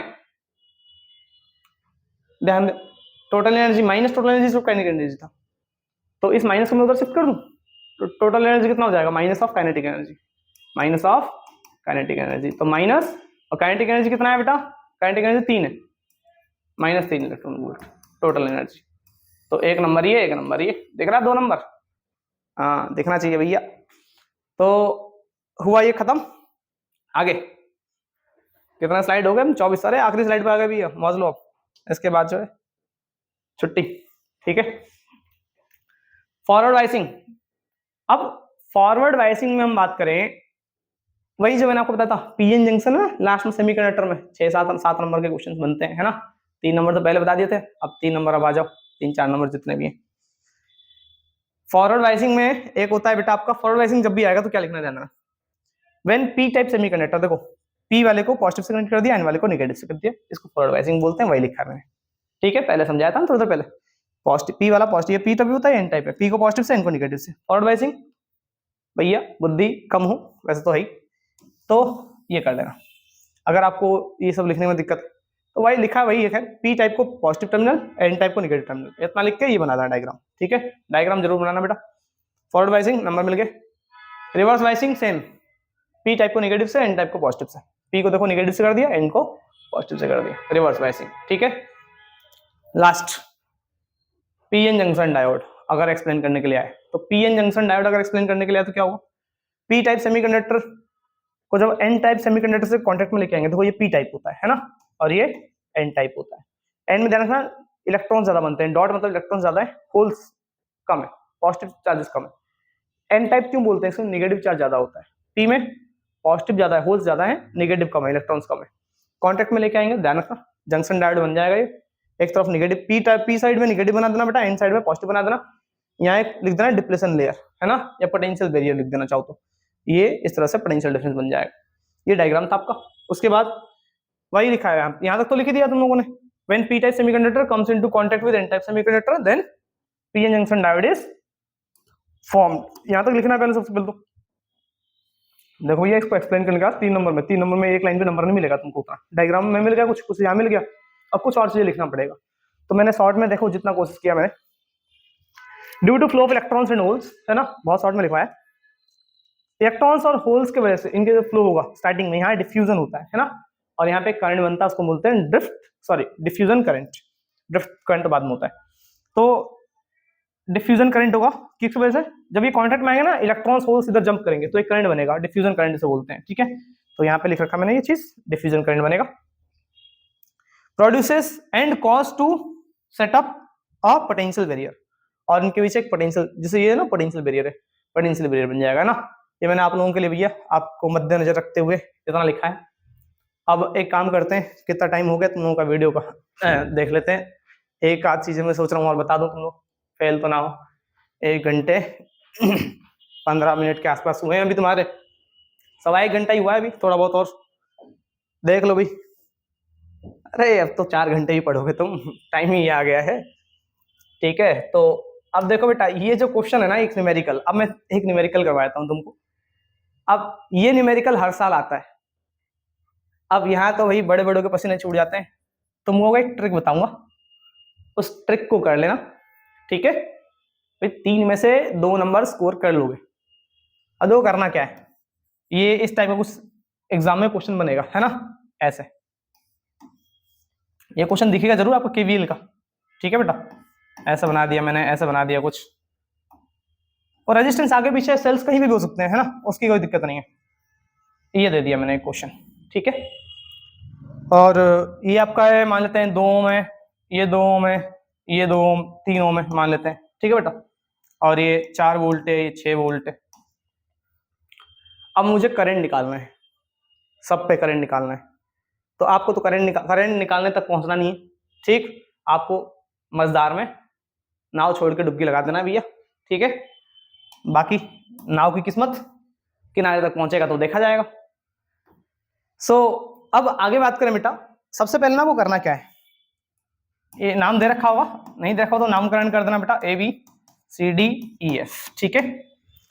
अब इसके बाद ध्यान देना क्या होगा, इसके बाद आपको लूप सिलेक्ट करना है। लूप में क्या सिलेक्ट करना है, ध्यान देना।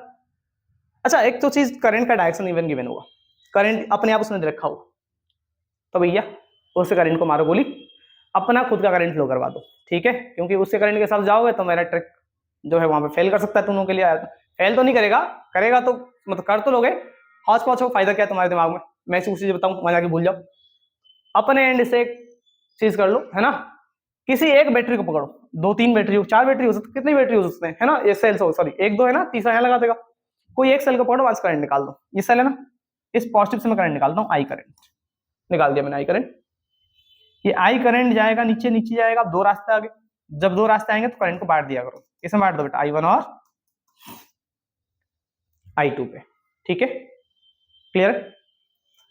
अब यहां से I2 आएगा, इधर से I2 आएगा, इधर से I2 आएगा, और यहां से I1 आ रहा है, ठीक है बेटा। ये I2 है और ये I1 है, मीट करके ऊपर क्या बनाएंगे वापस, देखो I2 I1 वापस मिल जाएंगे ना। जब I2 I1 वापस मिलेंगे तो क्या बनाएंगे बेटा, आई करंट बना देंगे। इतना करना है सबसे पहले, तो कर लेना। इसके बाद अगर आगे बात करूं मैं अरे यार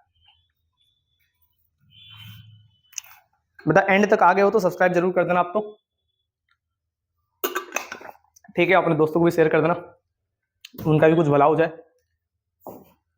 क्या कह रहे हो, हम पास जाए वही बड़ी बात है, दोस्त होते रहेंगे, फेल भी हो जाए तो अच्छा लगता है। तो आगे बढ़े, नेक्स्ट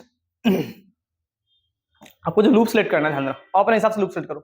लूप हमेशा ऐसे लिया करो बेटा, जिधर करंट का डायरेक्शन उधर ही लूप सेलेक्ट कर लो, है ना। देखो कैसे, यहां तक सबको समझ में आ गया होगा।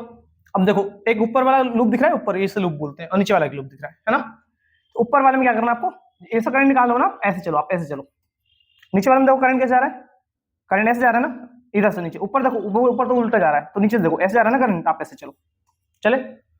अब यहाँ क्या कर रहा है भैया, डायग्राम के बाद अब जो लाइन लिखूंगा ना, यहीं आपके नंबर मिल जाएंगे 1.5-3 में से 2 इक्वेशन बनाना है सिर्फ।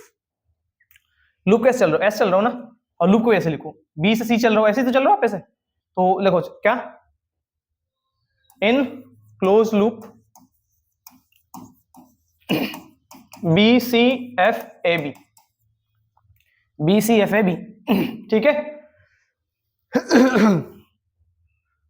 अब तो आगे देखो बेटा, अब यहां पे आपको करना क्या, जब आप करंट का डायरेक्शन जा रहे हो, ठीक है, तो एक चीज याद रखो, वोल्टेज का फॉर्मूला होता है current into resistance, current into resistance. तो आप देखो, करंट का डायरेक्शन में ही चलना है हमेशा, ध्यान रखना। बस करंट I1 है, यहाँ पे रेजिस्टेंस कितना है 2, तो 2 × I1 डायरेक्ट लिखो, 2I1। आपने यहाँ चले ना, यहाँ कोई रास्ता तो है नहीं, मतलब यहाँ रास्ता है, यहाँ रास्ता, फिर आप ऐसे चल रहे हो, रेजिस्टेंस आया, जहां रेजिस्टेंस आया उसको करंट से मल्टीप्लाई कर दो, I1 × 2 कर दिया। और यहाँ पे करंट की तरफ, जिधर करंट आप उधर जा रहे हो ना, तो जिधर करंट आप उधर जब जा रहे हो तो हमेशा पॉजिटिव में रखना वैल्यू। फिर इधर गए, सेल में थोड़ा सा उल्टा, सेल में तो क्या होता है, सेल में अगर आप पॉजिटिव से निगेटिव जा रहे हो, ऐसे जा रहे हो, पॉजिटिव टर्मिनल से बड़े वाले से छोटे वाले तक, है ना, ये पॉजिटिव होता है, निगेटिव होता है। अगर आप ऐसे जा रहे हो तब तो पॉजिटिव रखना है, उल्टा निगेटिव से पॉजिटिव जा रहे हो तो आपको निगेटिव में लेना है। तो आप देखो, निगेटिव, ये निगेटिव होता है और ये पॉजिटिव होता है, तो निगेटिव से पॉजिटिव जाओगे तो क्या लेना बेटा, आपको माइनस का लेना है, तो माइनस। और ये 4 लिख दो, यहाँ 4 वोल्ट का है ना, 4 लिख दो, यहाँ पे I × R नहीं लगाना है, यहाँ पे सीधा वोल्टेज दे रखा है 4 वोल्ट, 4 लिखो। फिर ऊपर बढ़ो, ऊपर गए, ऊपर गए, ऊपर गए, ये आ गए। हम करंट भी उधर ही जा रहा है जिधर हम जा रहे हैं, भाई हम भी इधर जा रहे हैं, करंट भी उधर ही जा रहा है, तो प्लस का रखना है बेटा, 2 इंटू आई। अच्छा आई की जगह मैं क्या लिखता हूँ बेटा, चलो मैं अभी इसको अभी तो आई लिख देता हूँ, ठीक है। फिर इधर अब नेगेटिव से कहाँ जा रहा है बेटा, पॉजिटिव, तो नेगेटिव से पॉजिटिव जाओ तो क्या होगा बेटा, नेगेटिव से पॉजिटिव माइनस का होगा, माइनस का 6 इज इक्वल टू कर दो, आपको कुछ आ गया है नहीं, वापस तो वहीं से आ जाओगे ना, इज इक्वल टू 0 पुट करना, हमेशा 0 पुट करना इक्वल टू में, ठीक है।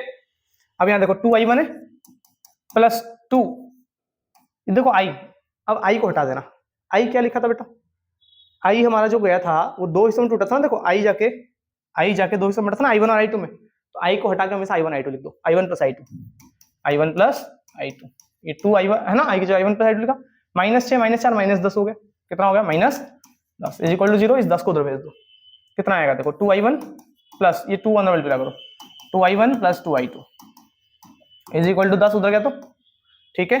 2 ये i1 था, 2i1 कितना हो जाएगा बेटा 4i1 plus 2i2 is equal to 10, बस इक्वेशन नंबर फर्स्ट, और यहां मिलते हुए आपको पूरे 1 नंबर, ठीक है। आगे बढ़ेंगे, सेम नीचे वाले में करना है ना, क्या इन क्लोज्ड लूप, कौन सा बेटा, जैसे करें उधर चलो, सी से डी ऐसे ना, C D E F C, फटाफट ध्यान देना, बस पूरा नहीं कराएंगे बेटा, आधा करके छोड़ देना, हमने बताया था पूरा, बाकी अगर आपको लीनियर इक्वेशन 2 वेरिएबल्स 10वीं क्लास का कॉन्सेप्ट है, आता हो तो आगे करके 3 नंबर पूरे ग्रेव कर सकते हो, वरना क्या ही कर सकते हो। दूसरा ऐसे गए और ये पहला रेजिस्टेंस आता है, करंट इसमें कितना फ्लो हो रहा है बेटा, i2 हो रहा है ना, तो क्या होगा, करंट जिधर हम भी उधर ही जा रहे हैं ना, तो बस पॉजिटिव रहेगा, i2 इंटू यहाँ रेजिस्टेंस कितना 3i2, फिर ऊपर गए इधर से इधर जाना हमको। अब यहाँ देखो पॉजिटिव से नेगेटिव क्या होता है बेटा, माइनस, क्या रखेंगे बेटा -4, सॉरी पॉजिटिव से नेगेटिव प्लस होता है ना, नेगेटिव से पॉजिटिव माइनस होता है ना, पॉजिटिव से नेगेटिव प्लस होता है, +4। अब आगे बढ़ रहे हैं, चेक करो, अब यहाँ ध्यान तरफ हम जा रहे हैं सामने की तरफ, और करंट तो उल्टा आ रहा है ना, तो जिधर हम जा रहे हैं अगर करंट उसके अपोजिट आए तो हमें क्या लेना होता है बेटा, माइनस में लेना है, तो ये 2 और यहाँ करंट i1 आएगा, तो 2 इंटू i1, फिर वापिस घूमेंगे तो वापिस यहीं आ गए, अब तो रास्ता है ना, कुछ है नहीं, अब यहाँ तो हो चुका है ऑलरेडी, इक्वल टू 0 लगा दो, तो 3i2 minus 2i1 is equal to 4, second equation. अब दोनों को सॉल्व करना आता है तो ठीक, वरना छोड़ो। 1.5 नंबर तो यहाँ मिल गए, 1.5 क्या यहाँ में 2 मिल गया पूरा बेटा, एक नंबर के, 1 नंबर बच गया। 1 नंबर कैसे निकालोगे, सॉल्व करके i1 i2 निकालना, ठीक है, बता दूं i1 की वैल्यू यहाँ से निकालो, फिर यहाँ पुट कर दो, वरना एलिमिनेशन लगा दो, तुम्हारी मर्जी बेटा, हमारा काम था इतना। तो इस तरीके से कथा हुआ यहाँ पे समाप्त आज की, और आशा है कि अगली कथा ना देखो तुम, क्योंकि यहीं निपटा दो चीजें, फेल ना हो, और कोई दिक्कत हो तो कमेंट बॉक्स में बताओ, ठीक है, या व्हाट्सएप चैनल का भी लिंक मैं ग्रुप में मैं डिस्क्रिप्शन में दे दूंगा हमारे, ठीक, तो चीज ज्वाइन करो, वहां पे लास्ट मोमेंट्स के जो क्वेश्चंस वगैरह है ना, लास्ट मोमेंट्स में टिप्स एंड ट्रिक्स मैं वहां शेयर कर दूंगा व्हाट्सएप वाले चैनल पे, तो वहां भी कुछ चीज आपको मिल जाएगा। बाकी मिलते हैं अब, ठीक है।